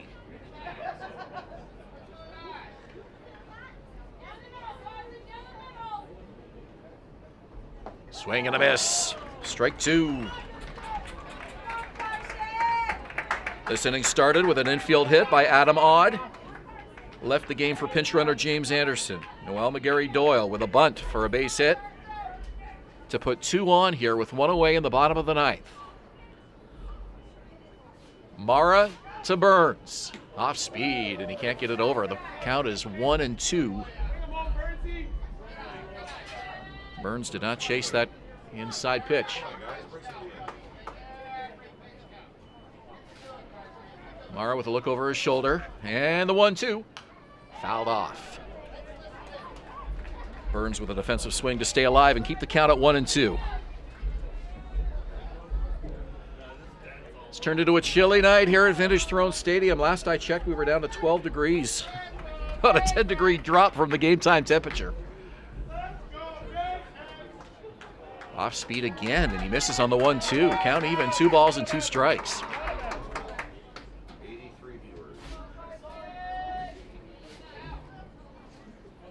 Outfield straight away, infield double play depth. Simpson at short, Mara at second. Adam Mara on the plate, on the pitch. 2-2 bounce it to the mound. Mara bobbles it, and everybody is safe.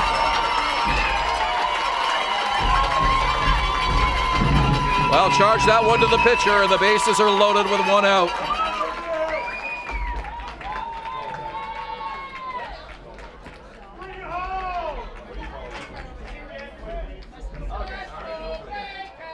Well, maybe just a loss of concentration there for Mara. He knew he had time to make the play over at first base. It's one of those things when you've been in the game for a while, sometimes those defensive plays, you're not quite as sharp by the third or fourth inning.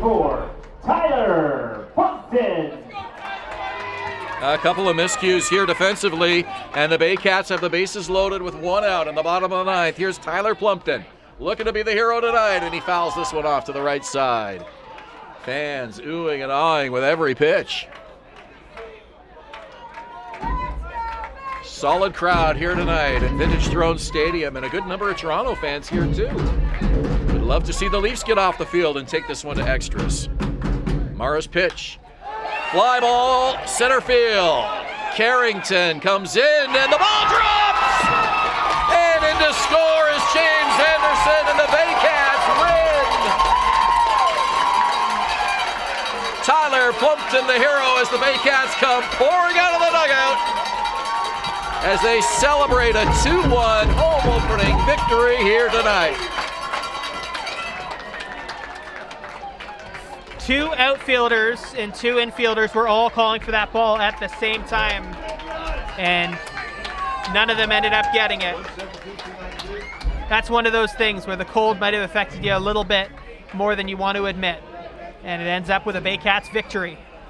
Plumpton could not have placed that ball in a better spot. Oh, he really couldn't have. He's had a good night at the plate tonight. Final score here at Vintage Throne Stadium. Anderson had to hold up just in case it was caught. As soon as it touched green, he came scooting home, and it's a 2-1 win for the Baycats as they congratulate each other with hugs and high fives over on that first base side. So a big win tonight for the Baycats as they kick off the 2022 season with a win. We're back here on Saturday against the Hamilton Cardinals at 4 o'clock. Hope you can join us here at Vintage Throne Stadium. Patrick and I will have the call for you on Baycats TV and on Rogers TV. Final tonight, Baycats pull it off by a score of 2-1. For Patrick Welborn, I'm Ben Davy. Good night from Vintage Throne Stadium in Springwater. And a whole lot more. We hope to see you this Saturday afternoon.